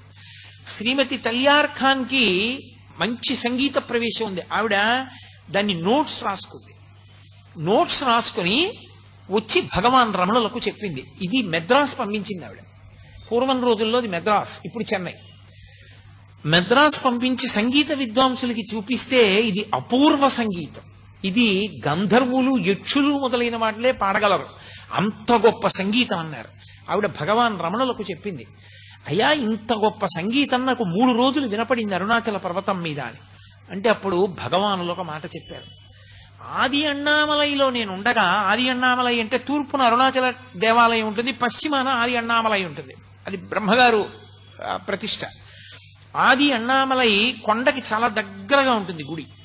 ఆది అన్నామలైలో నేను ఉండగా నాకు కూడా ఇటువంటి సంగీతము, నృత్యము, వాద్యములు వినపడుతుండేవి అని చెప్పారు.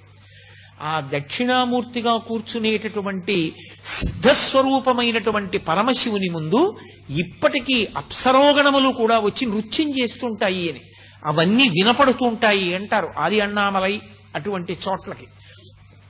ఎన్నో సరోవరములు ఆ దేవాలయం యొక్క పాదాల ఆ కొండ పాదముల దగ్గర ఎన్నో సరోవరములు ఏర్పడి ఉంటాయి. అంత గొప్ప క్షేత్రం అరుణాచల క్షేత్రం.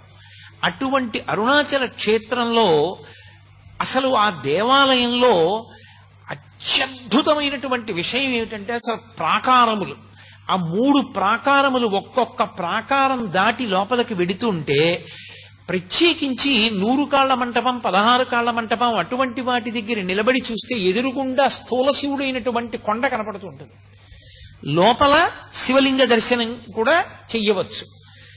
అది కొంచెం తపోదృష్టితో చూసిన వాళ్ళకి లోపల ఉన్నటువంటి సిద్ధ పురుషుణ్ణి కూడా మనసులో కనీసం ధ్యానంలో దర్శనం చెయ్యొచ్చు. అంతటి పరమోత్కృష్టమైన క్షేత్రం అరుణాచల క్షేత్రానికి మాత్రమే చెందినటువంటి గొప్పతనం ఒకటి ఉంది. ఒకానొకప్పుడు పరమశివుడు కైలాస పర్వతం మీద కూర్చుని ఉన్నాడు. కైలాస పర్వతం మీద కూర్చుని ఉండగా పార్వతీదేవి వినోదార్థం వచ్చి ఆయన యొక్క 3 కన్నులు మూసింది, ఇలా చేతులు అడ్డుపెట్టి. 3 కన్నులు అంటే అగ్నిహోత్రము, సూర్యుడు, చంద్రుడు. 3 కన్నులు ఇలా మూసింది ఆయనకి. ఆమెకి తెలియదా?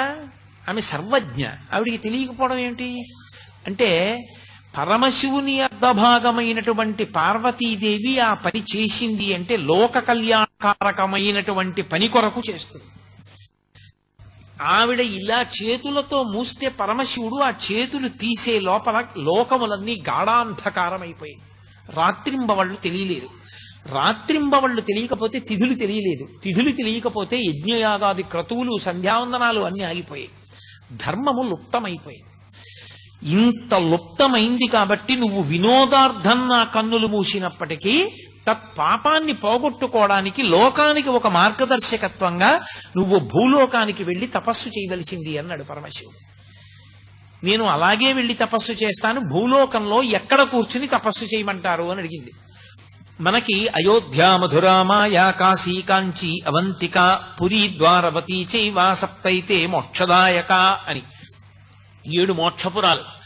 6 ఉత్తర భారతదేశంలో ఉన్నాయి. దక్షిణ భారతదేశంలో ఉన్న ఏకైక మోక్షపురి కాంచీపురం.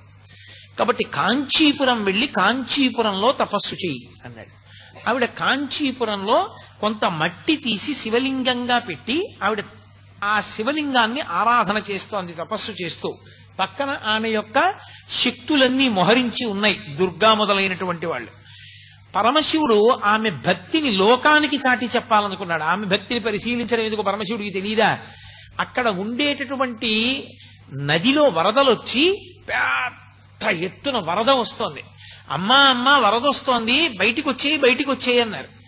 అమ్మవారు ఆ నది వరద చూసి భయపడింది. భయమెరగని తల్లి, భయాలు పోగొట్టే తల్లి భయపడి కంపా కంపా అందావిడ. ఆ నదిని కంపా నది అని పిలుస్తారు.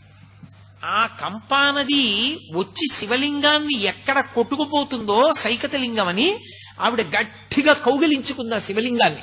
కొట్టుకుపోతే నేను కూడా కొట్టుకుపోవాలి తప్ప శివలింగం కొట్టుకుపోకూడదని. నేను ఉమాలింగన సంక్రాంత కుచకంకణముద్రితం లింగమేకామ్రనాథస్య సైకతం సముపాస్మహే అంటారు. ఉమాలింగన సంక్రాంత, అమ్మవారు తన 2 బాహువులతో ఆ శివలింగాన్ని గట్టిగా కౌగిలించుకున్నప్పుడు ఆమె యొక్క కంకణముల ముద్రలు, ఆమె యొక్క కుచముల ముద్రలు ఆ శివలింగం మీద పడ్డాయి. ఇప్పటికీ ఏకాంబరేశ్వర లింగం మీద ఆ ముద్రలు ఉన్నాయంటారు. కాబట్టి ఉమాలింగన సంక్రాంతకర కంకణము కుచకంకణముద్రితం లింగమేకామ్రనాథస్య సైకతం సముపాస్మహే. అప్పుడు శ్రీ మహావిష్ణు అన్నారు, అమ్మా ఇదంతా బావగారి లీల. అమ్మవారు నారాయణి, ఆయన నారాయణ కదా, పరమశివుని లీలమ్మా. మళ్లీ విపరీత ప్రవాహాన్ని పంపిస్తున్నాడు. పరమశివుణ్ణి మొక్కవోని భక్తితో పట్టుకో అమ్మా, ఆయనే కాపాడతాడన్నాడు. అప్పుడే ఆయన మళ్లీ పరమశివుడు అంత ప్రవాహం వస్తున్నా సరే అమ్మవారు భక్తితో శివలింగాన్ని కౌగలించుకున్నటువంటి తీరు చూసి అనుగ్రహించాడు. అనుగ్రహించి ప్రత్యక్షం అయ్యాడు. ఇప్పటికీ ఆ కంపానది మీరు చూడొచ్చు. ఎక్కడ కనపడుతుందో తెలుసా? కంపానది బయట చూద్దామంటే కనపడదు. కంపానది కాంచీపురంలో చూడాలి అంటే మీకు ఏకాంబరేశ్వరుడు ఆ మామిడి చెట్టు ఉంటుంది. ఆ మామిడి చెట్టు వెనక పరమాచార్య స్వామి వారికి ఆ సహస్రచంద్ర దర్శనోత్సవం సమయంలో ఆయన ఏ సహస్రలింగానికి వెండి పట్టలు పెట్టి పూజ చేశారో ఆ సహస్రలింగాన్ని దగ్గరికి వెడుతున్నటువంటి దారిలో నీరు కొద్దిగా పైకి ఉబుకుతూ ఉంటుంది. అక్కడ అంతర్వాహినిగా కంప వెడుతూ ఉంటుంది. మీరు ఇంకా బాగా చూడాలంటే ఎవరైనా తెలుసున్న వాళ్ళు ఉంటేనే తలుపు తీస్తారు. ఏకాంబరేశ్వర దేవాలయం లోపలికి వెడుతున్నప్పుడు ఎడం చేతి పక్క గేటు తాళం వేసి ఉంటుంది. ఆ తాళం తీయించి లోపలికి వెడితే మీకు ప్రపంచంలో ఎక్కడా కనపడని విఘ్నేశ్వరుడు కనపడతాడు. ఆయన ఓ పెద్ద నగారా ఒకటి పెట్టుకుని ఆ ఢంకా మోగిస్తుంటాడు. ఢంకా విఘ్నేశ్వరుడు అంటారు. 2 కర్రలు చేత్తో పట్టు కొడుతుంటాడు. కాంచీపురంలో ఉత్సవం జరిగితే మొట్టమొదట ఆయనకి వెళ్ళి చెప్తారు.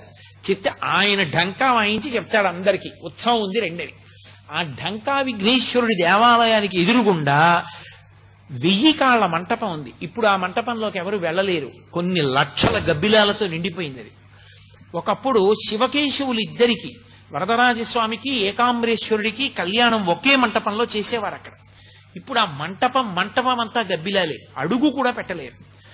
ఆ మంటపానికి ఎదురుగుండా నడిస్తే కుడి చేతి వైపు ఒక పెద్ద తొట్టెలా కనపడుతుంది గోడతోటి. దాని దగ్గరికి వెళ్ళి మీరు చూస్తే నీరు నిండి ఉంటుంది. అది కంపా నది. అక్కడ ఇప్పటికీ కంపా ప్రవాహం అక్కడుంది.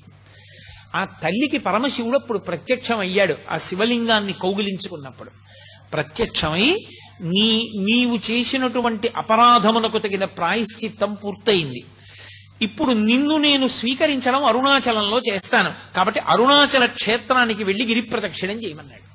అంటే అమ్మవారు అరుణాచల క్షేత్రానికి వచ్చి, ఇక్కడ నాకు ఈ అరుణాచల వైభవాన్నంతటినీ కూడా తెలియచేయబడవలసిన అవసరమున్న తల్లి అని కాదు. వినడం సంతోషం పిల్లల దగ్గర, చెప్పగలిగిన సమర్థుడెవరని చూసింది. గౌతమ మహర్షి, ఇంకెవరు అంతటి శివభక్తుడు. గౌతమ మహర్షి ఎదురేగి అమ్మవారు వస్తుంటే పురాణంలో వర్ణిస్తారు, అమ్మవారి శరీరంలోంచి మరకతమణి కాంతులు వచ్చేయట. నల్లగా ఉంటుంది కదా తల్లి, మరకతమణి కాంతులు వస్తుంటే గౌతమ మహర్షి ఎదురేగి అమ్మవారిని తీసుకొచ్చి కూర్చోపెట్టి అరుణాచల వైభవం అంతటినీ చెప్పాడు. గౌతమ మహర్షి చెప్పిన అరుణాచల వైభవంలోంచి, ఆ దేవాలయ వైభవంలోంచే నేను మీకు ఇప్పటి వరకు చెప్పిన ప్రసంగం చెప్పాను. కాబట్టి అది అమ్మవారికి చెప్పిన ప్రసంగం. ఆ అమ్మవారికి ఇవన్నీ చెప్పి ఆమె, ఆ తల్లి అక్కడే ఉండి పరమశివుని యొక్క అనుగ్రహానికి ఎదురు చూస్తోంది. ఆ ఎదురు చూస్తున్న రోజులలో మహిషాసురుడు అమ్మవారిని మోహించి అక్కడికి వచ్చి అమ్మవారితో యుద్ధం చేశాడు. మహిషాసుర సంహారం చేసింది ఆ తల్లి. మహిషుడి శరీరం కింద పడిపోయిన తర్వాత ఆవిడ తేరిపారి చూసేటప్పటికీ ఆయన కంఠం తెగి, కంఠంలో నుండి నెత్తుటితో శివలింగం కనపడింది. అరే, శివలింగం నెత్తుటితో ఉందేమి అని ఆవిడ ఇలా పైకి తీసింది. అది చేతికి అంటుకుపోయింది. ఆ శివలింగం చేతికి అంటుకుపోతే ఆవిడ గౌతమ మహర్షిని అడిగింది, ఇదేమిటి శివలింగం ఇలా అంటుకుంది అని. అమ్మా, ఆయన మహాశివభక్తి తత్పరుడమ్మా మహిషాసురుడు, కంఠంలో శివలింగాన్ని ఉంచుకున్నవాడు అంది. అంతటి మహాశివభక్తి తత్పరుణ్ణి నేను వధించానే అని అమ్మవారు చిన్నబుచ్చుకున్నప్పుడు పరమశివుని యొక్క అశరీరవాణి వినపడింది. వాడు సరి అయిన దీక్షా స్వీకారము చెయ్యకుండా అమంత్రకంగా శివలింగాన్ని కంఠంలో ఉంచుకున్నాడు. అందుకని బుద్ధి ఘోరమైన వైపుకి తిరిగిపోయింది. అందుకుని నీ చేత మరణించాడు. నీ చేత అంటుకున్న శివలింగం ఊడి కింద పడాలి అంటే నువ్వు ఒక పరమోత్కృష్టమైన తీర్థమునందు స్నానం చెయ్యాలి. ఆ శివలింగం ఊడి పడిపోతుంది. పడిపోయినప్పుడు దాన్ని అక్కడ ప్రతిష్ఠ చేయమన్నారు. అప్పుడు గౌతమ మహర్షి అన్నారు, అమ్మా, నీకు ఇంకొక తీర్థం ఎందుకమ్మా? ఏ చేత్తో ఇంకొక చేత్తో కత్తి పట్టుకున్నావో ఆ చేతితో నీ ఎదురుగుండా ఉండేటటువంటి శిల మీద ప్రహారం చెయ్యి అన్నారు. ఆమె తన చేతిలో ఉన్న కత్తి తీసి ఎదురుగుండా ఉన్నటువంటి శిల మీద ప్రహారం చేసింది. ఆ శిల బద్దలై అందులోంచి గంగ పుట్టింది. దాన్ని ఖడ్గతీర్థము అంటారు. ఆ ఖడ్గతీర్థంలో స్నానం చేస్తే సమస్త పాపములు ఉపశమిస్తాయి. నా ప్రసంగాలు అయిపోయే లోపల కావాలంటే మీకు నేను ఆ ఫోటోలన్నీ చూపించగలను. అరుణాచలం వెడితే కదా అవన్నీ చూపించగలగడం. ఇక్కడ నేను చూపించగలిగింది ఫోటోలోటే చూపించగలను. కాబట్టి ఆ ఖడ్గతీర్థంలో స్నానం చేస్తే శివలింగం ఊడి పడిపోతే అప్పుడు ఆ శివలింగాన్ని ఆవిడ ప్రతిష్ఠ చేసింది. ఇప్పటికీ ఉన్నాయి అరుణాచలంలో. అవన్నీ దర్శనం చేయాలనుకున్న వాళ్ళు అవన్నీ దర్శనం చేయొచ్చు. పచ్చయ్యమ్మన్ కోవెల్ అంటారు. ద్రవిడ దేశంలో అమ్మవారి కోవెల్ అని పచ్చయ్యమ్మన్ కోవెల్ అంటారు. పచ్చయ్యమ్మన్ కోవెల్ అంటే పచ్చటి మణికాంతి కలిగిన తల్లి అని. పచ్చటి మణి, మరకత మణి ఎలా ఉంటుందో అటువంటి కాంతి కలిగినటువంటి శరీరమున్న తల్లి అని. భగవాన్ రమణులు తరచుగా ఆ దేవాలయం దగ్గరికి వెడుతుండేవారు. ఆ ఖడ్గతీర్థం దగ్గర తల్లి స్నానం చేసి ప్రదక్షిణం చేస్తోంది. అప్పుడు పరమశివుడు సంతోషించి గిరి రూపంలోంచి బయటికి వచ్చి అమ్మవారిని చెయ్యిచ్చి స్వీకరించి ఆయన ఒక మాట చెప్పాడు. తన ఎడం చేత్తో పట్టుకుని అమ్మవారిని తొడ మీద కూర్చోపెట్టుకుని, ఇంట్లో పిల్లవాడు, పసిపిల్లవాడు ఉన్నాడు సుబ్రహ్మణ్యుడు, పాల కోసం ఏడుస్తున్నాడు. పిల్లవాడు పాల కోసం ఏడుస్తున్నా సరే నన్ను చేరుకోవాలన్న తాపత్రయంలో పాప పరిహారం చేసుకోవడానికి కాంచీపురం వెళ్లి తపస్సు చేసి అరుణాచలం వచ్చి మహిషాసుర సంహారం చేసి ఖడ్గతీర్థాన్ని సృష్టించి అందులో స్నానం చేసి శివలింగ ప్రతిష్ఠ చేసి గిరి ప్రదక్షిణం చేసి నన్ను చేరుకున్నావు కనుక కొడుక్కి కూడా పాలివ్వకుండా భర్త మీద ప్రేమతో ఇంత కష్టపడ్డదానివి కాబట్టి కొడుకు చేత కూడా తాగబడని కుచములున్న తల్లివి కాబట్టి అపిత కుచాంబ అన్న పేరుతో నన్ను చేరు అని పిలిచాడు. అందుకని అమ్మవారికి అరుణాచల క్షేత్రంలో ఉన్న తల్లికి అపిత కుచాంబ అని పేరు. అందుకొచ్చింది ఆ పేరు. తాత్వికంగా చూస్తే అమ్మవారి పాలు తాగిన వాడికి శివజ్ఞానం వస్తుంది, అందరికీ దొరికేది కాదు అని చెప్పడానికి. కాబట్టి అపిత కుచాంబ అన్న పేరు ఆయనే ఇచ్చి అమ్మవారి చేతి వంక చూశాడు. పార్వతి, ఏమిటి నీ చేతిలో ఉన్న సౌగంధికా పుష్పము అని అడిగాడు. అంటే తల్లి అంది, నేను కైలాసం నుంచి బయలుదేరి కాంచీపురం చేరేటప్పుడు మిమ్మల్ని ఆరాధించడానికి మానస సరోవరంలో వాడిపోనటువంటి ఒక కలవ పువ్వు అత్యంత సుగంధభరితమైన దాన్ని పట్టుకుని బయలుదేరాను. దానితోనే పూజ చేశాను. ఆ పుష్పమే నా చేతిలో ఉంది, దాని సుగంధమే ఈ సుగంధం అంది. అందుకే అమ్మవారి చేతిలో పువ్వు. ఆ తల్లి పరమశివుణ్ణి అడిగింది, ఏమి మీ దగ్గర ఇంత సువాసన వస్తోంది, ఇంత గొప్ప సువాసన చాలా అద్భుతంగా ఉంది అంటే పరమశివుడు అన్నాడు, నా పేరే సుగంధి, సుగంధిం పుష్టివర్ధనం అని కదా. కానీ పార్వతి, అసలు ఇంత సుగంధం రావడానికి కారణం చెప్తాను చూడు. పూర్వం ఒక దైత్యుడు నా గురించి తపస్సు చేశాడు. అతను తపస్సు చేసి చేసి చేసి చేసి నా కోసం అలమటించాడు. నేను ఆయనకి ప్రత్యక్షం అయ్యాను. పులక ఏం కావాలని అడిగాను. ఆయన పేరు పులకుడు, ఆ దైత్యుడి పేరు. పులక నీకేం కావాలని అడిగాను. ఆయన అన్నాడు, ప్రపంచంలో ఎవరికీ లేనంత సుగంధం నా శరీరంలోంచి సహజంగా రావాలి, అటువంటి సుగంధం నా శరీరం నుంచి వచ్చేటట్టుగా నన్ను అనుగ్రహించన్నాడు. అప్పుడు నేను బాగా ఆలోచించి ఆయన్ని పునుగు పిల్లిగా మార్చాను. అది మొదటి పునుగు పిల్లి సృష్టిలో.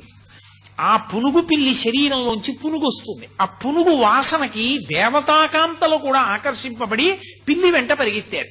అప్పుడు దేవతలందరూ నా దగ్గరికి వచ్చి, అయ్యా మీరు పులకుణ్ణి పునుగు పిల్లిగా మార్చారు, పునుగు పిల్లి యొక్క పునుగు సువాసనకి మా భార్యలందరూ ఆ పిల్లి వెంట పరిగెడుతున్నారు, కాబట్టి మీరు అనుగ్రహించి ఆ దైత్యుడి శరీరం పడిపోయేటట్టుగా చేసి మా భార్యల్ని మాకు ఇప్పించండి అన్నారు. నేను పులకుణ్ణి పిలిచాను. పులకా, నీ శరీరం వదిలిపెట్టేసేయి, దేవతాకాంతలు నీ వెంట పడుతున్నారట, దేవతలు బాధపడుతున్నారన్నాడు. అంటే ఆయన అన్నాడు, అలాగే వదిలిపెట్టేస్తాను నా శరీరం, కానీ ఒక వరం ఇవ్వండి, నా వంశంలో పుట్టేవన్నీ పునుగు పిల్లులు అవ్వాలి. సాధారణంగా మా వంశంలో పుట్టినటువంటి ఆ ప్రతి మృగం యొక్క పునుగు మీకు చేరాలి. అది మీరు అలదుకున్నప్పుడు మీ యందు శృంగార భావన కలగాలి. మీరు అమ్మవారితో కలిసి పరమ సంతోషంగా ఉల్లాసంగా భక్తజనులందరినీ ఆనందంగా చూడాలి, వాళ్ళ కోరికలు ఈడేర్చాలి, నన్ను అనుగ్రహించమని అడిగాడు. అందుకే అదిగో ఆ పులకుని యొక్క వంశంలో వచ్చినటువంటి జాతి పిల్లులే ఈ పునుగు పిల్లులు ఇప్పుడున్నాయి.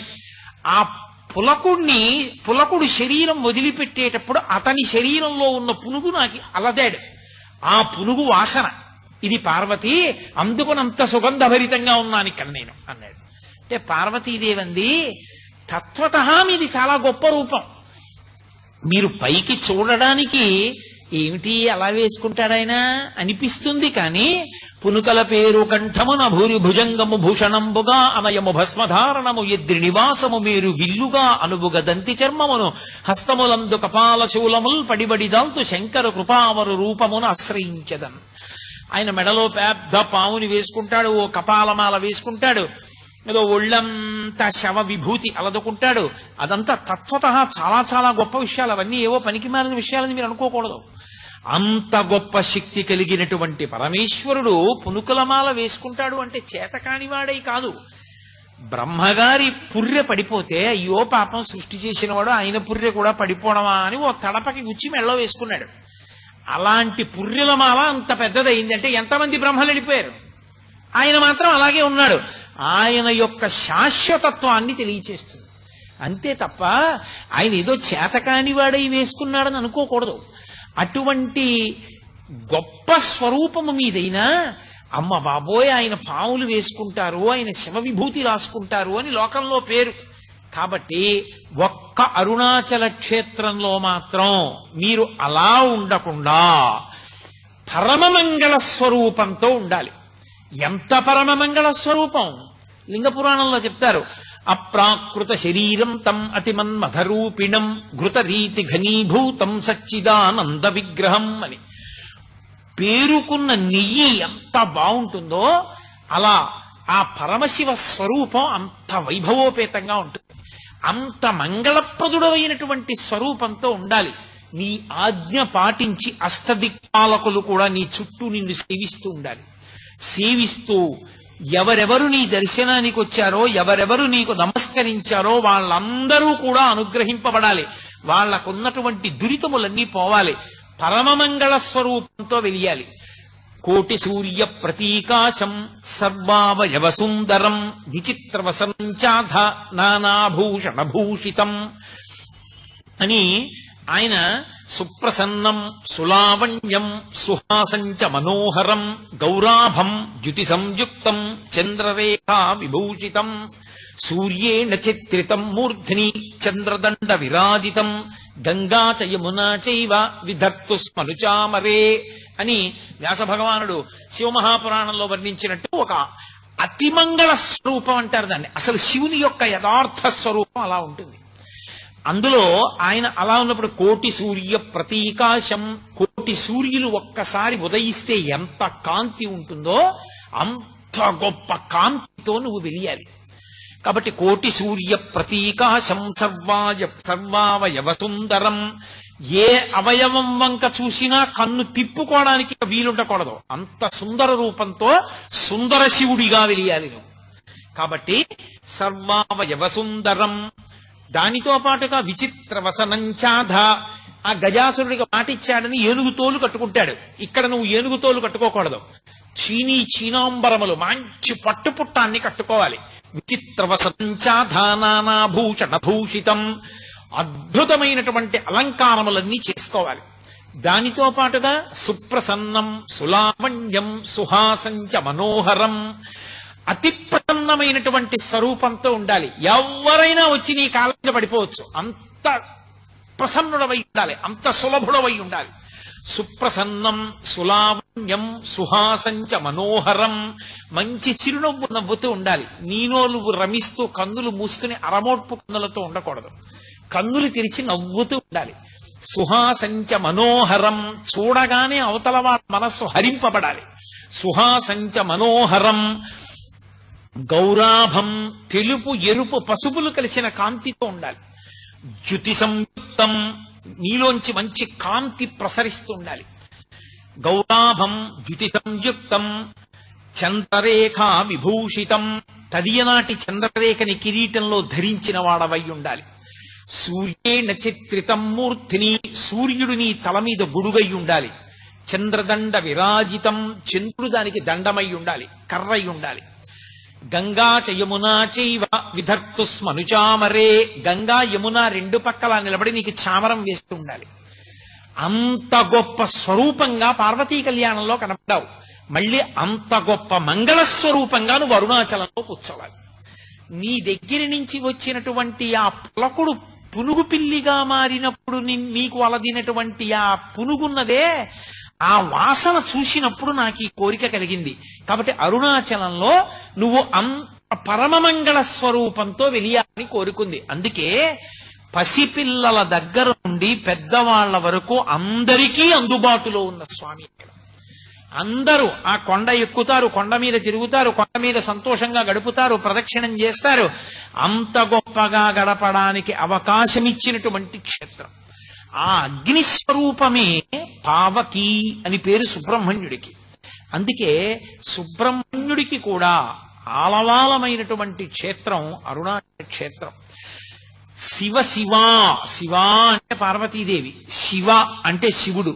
శివుడు పార్వతుల యొక్క సమాగమ స్వరూపానికి సరియైనటువంటి నిర్వచనమే సుబ్రహ్మణ్యుడు.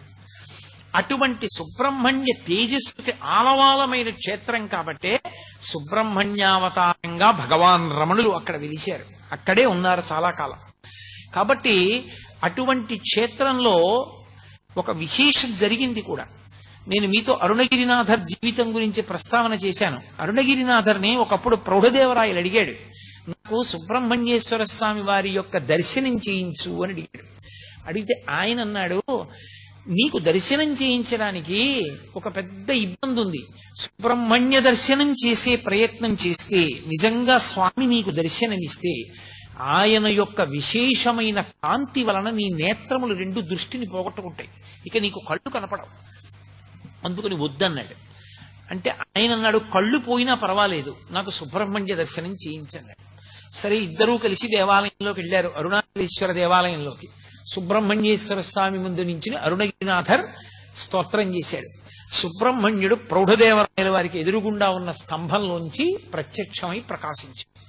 ఆయన కనపడగానే ప్రౌఢదేవరాయల వారి రెండు కళ్ళు పోయి, కళ్ళు పోగానే మళ్ళీ అరుణగిరినాథర్కి బాధ కలిగి, అయ్యో రాజు కళ్ళు పోయాయని మళ్ళీ సుబ్రహ్మణ్యుడిని ప్రార్థించాడు కళ్ళిమ్మని. మళ్ళీ సుబ్రహ్మణ్యుడు ప్రౌఢదేవరాయల వారికి కళ్ళిచ్చేశాడు. అందుకే ఇప్పటికీ కూడా ఈ కథ జరిగినటువంటిది, ఈ వైభవం జరిగినటువంటిది కాబట్టి ఆ క్షేత్రంలో సుబ్రహ్మణ్య దేవాలయాన్ని ప్రత్యేకంగా ఒక పేరుతో పిలుస్తారు. తిరు కంబత్తి నాయలార్ దేవాలయము అని పిలుస్తారు దాన్ని. ప్రౌఢదేవరాయల వారికి తన దర్శనమిచ్చి కళ్ళు పోతే మళ్ళీ కళ్ళిచ్చినటువంటి క్షేత్రం కాబట్టి అంత గొప్పగా అమ్మవారి కోరిక తీర్చడానికి పరమమంగళప్రదమైన స్వరూపంతో పరమశివుడు వెలిసినటువంటి క్షేత్రం సుబ్రహ్మణ్యేశ్వర స్వామి వారు వెలిసినటువంటి క్షేత్రం. ఆ క్షేత్రంలో మీతో నేను భళ్ళాల మహారాజు గారికి పరమేశ్వరుడు ఎంత అనుగ్రహాన్ని కురిపించాడో మనవి చేశాను. ఆ తరువాతి కాలంలో, ఈ మధ్య కాలంలో జరిగినటువంటి సంఘటనగా చెప్తారు పెద్దలు. ఒక గొప్ప ఐశ్వర్యవంతురాలు ఒంటి నిండా నగలు పెట్టుకుని తిరువణ్ణామలై అంటారు అరుణాచలాన్ని. తిరువణ్ణామలైలో ఒక పెళ్లికి వెళ్లడం కోసమని రైల్వే స్టేషన్ లో దిగింది. బాగా చీకటి పడిపోయింది అప్పటికే రాత్రి. ఆమె ఒక జట్కా మాట్లాడుకుని ఆ చిరునామా చెప్పి నన్ను ఇంటికి తీసుకెళ్లమని అడిగింది. ఆ జట్కా బండివాడు ఈమె ఎక్కినటువంటి బండిని అరుణాచలం అరణ్యం ఆ కొండ మొదట్లోకి తీసుకుపోతున్నాడు. ఆవిడికి అర్థమైంది, నన్ను దోచుకోవడానికి తీసుకెళ్తున్నాడని. ఆమె గట్టిగా అరిచింది, ఎక్కడికి తీసుకెళ్తున్నాను, నోరు మొయ్యి, నోరెత్తే చంపేస్తానన్నాడు. ఆమెకి చేసేదేమీ లేక భయపడిపోయి నిశ్శబ్దంగా కూర్చుని, ఆ చీకట్లో తనని రక్షించే వాళ్ళు లేరని ఆ పొదల్లో చెట్ల మధ్య నుంచి జట్కా వెళ్ళిపోతుంటే ఆమె అరుణాచల శివ, అరుణాచల శివ, అరుణాచల శివ అని మనసులో స్మరించింది. అకస్మాత్తుగా అక్కడికి 4 పోలీస్ కానిస్టేబుల్స్ వచ్చారు. మేము ఇక్కడ బీట్ తిరుగుతున్నాం, ఈ జట్కా ఈ లోపలికి ఎందుకు వచ్చింది, ఇంత లోపలికి అరణ్యంలోకి ఎందుకు తీసుకొచ్చామని అడిగారు. వాడు భయపడిపోయాడు. ఆవిడ్ని విడిపించారు, తీసుకెళ్లారు, పెళ్లి ఇంట్లో దింపేశారు. ఆవిడ్ని తీసుకెళ్తున్నప్పుడు ఆవిడ ఆ పోలీసులు నెంబర్లు అడిగింది. నెంబర్లు అడిగి వాళ్ళ ఇంటికి వెళ్ళి పెళ్లి అయిపోయిన తర్వాత, నేను అంత కష్టంలో ఉంటే నా ఒంటి మీద అన్ని నగలున్నా వాళ్ళు నన్ను సురక్షితంగా చేర్చేశారు, కాబట్టి ఆ 4 పోలీసులకి మీరు ఏదైనా క్యాష్ అవార్డు ఇవ్వవలసింది అని ఆ పోలీసు నెంబర్స్ ఇస్తూ ఆవిడ కొంత పైకాన్ని కూడా ప్రభుత్వానికి పంపితే, అసలు తమిళనాడు గవర్నమెంట్ సర్వీస్ లో ఆ నెంబర్లతో ఉన్న పోలీసులు లేరు అని తెలిసింది. అరుణాచలేశ్వరుడే ఆ తల్లిని ఆ రూపంతో ఆదుకున్నాడు. కాబట్టి ఆనాడు ఈనాడు అని కాదు, అరుణాచల శివ, అరుణాచల శివ, అరుణాచల శివ అన్న నామము అంత గొప్ప నామము. ఆ క్షేత్రం పేరెత్తిన, ఆ క్షేత్రంలో ఉండేటటువంటి పరమశివుని యొక్క పేరు స్మరించిన ఉత్తర క్షణంలో ఈశ్వరానుగ్రహం కలుగుతుంది. అక్కడ ఉన్న తల్లి అపితకుచాంబ. అపితకుచాంబ ఆ తల్లి దయార్ద్ర హృదయ, పరమ సంతోషాన్ని పొందినటువంటి క్షేత్రం.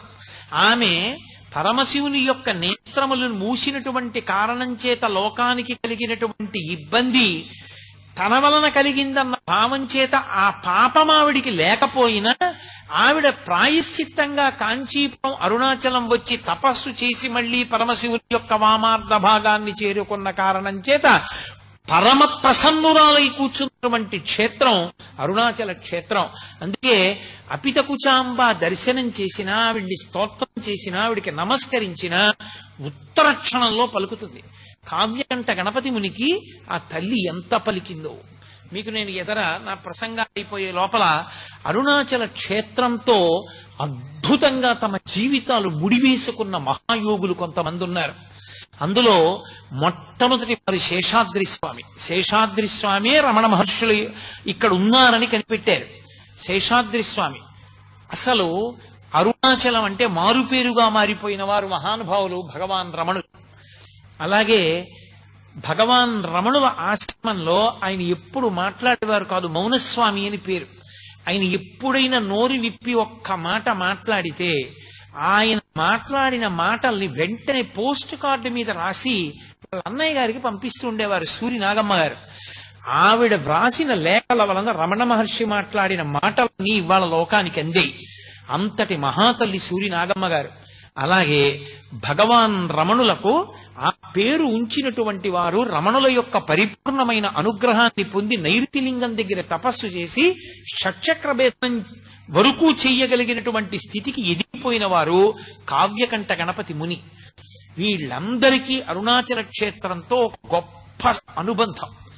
నేను ఈ ప్రసంగాలు పూర్తి చేసే లోపల అరుణాచల వైభవాన్ని ఈ కోణాల్లో, ఈ మహాయోగుల యొక్క జీవితాలు, వాళ్ళ జీవితాల్లో తటస్థించిన సంఘటనలు, అరుణాచల పర్వతంతో, అరుణాచల శివునితోటి వాళ్లకున్న అనుబంధము, ఈ విశేషాల గురించి నేను ప్రతిరోజు ఆ యోగుల జీవితాలతో కలిపి మీకు చూపించే ప్రయత్నం చేస్తాను.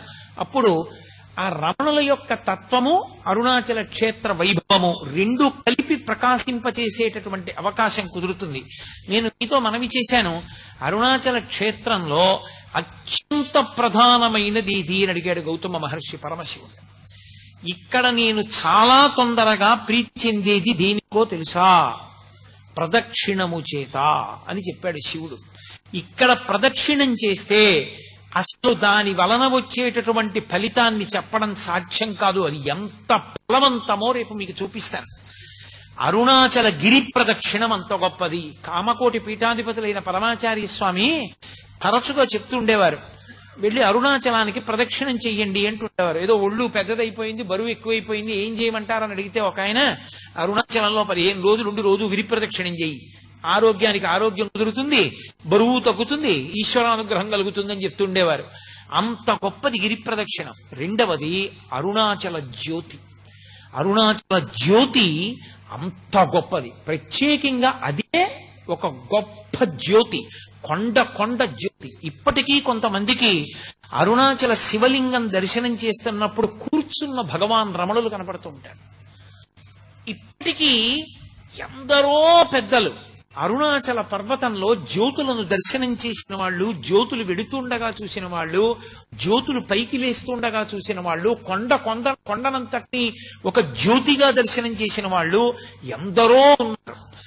అంత గొప్ప క్షేత్రం. అందుకే రేపు ద్వాదశి శుభదినం కనుక రేపటి రోజు మాత్రం అరుణాచల గిరి ప్రదక్షిణం గురించి, అరుణాచలంలో జరిగేటటువంటి కార్తీక జ్యోతి ఉత్సవం గురించి, అసలు ఆ జ్యోతి, ఆ వైభవం అది ఎన్ని రోజులు జరుగుతుంది, దాని వైభవం ఏమిటి అన్న విషయాల గురించి రేపటి రోజున ప్రస్తావన చేస్తాను. ఇవాళకి నా ఉపన్యాసాన్ని ఇక్కడతో పూర్తి చేస్తున్నాను.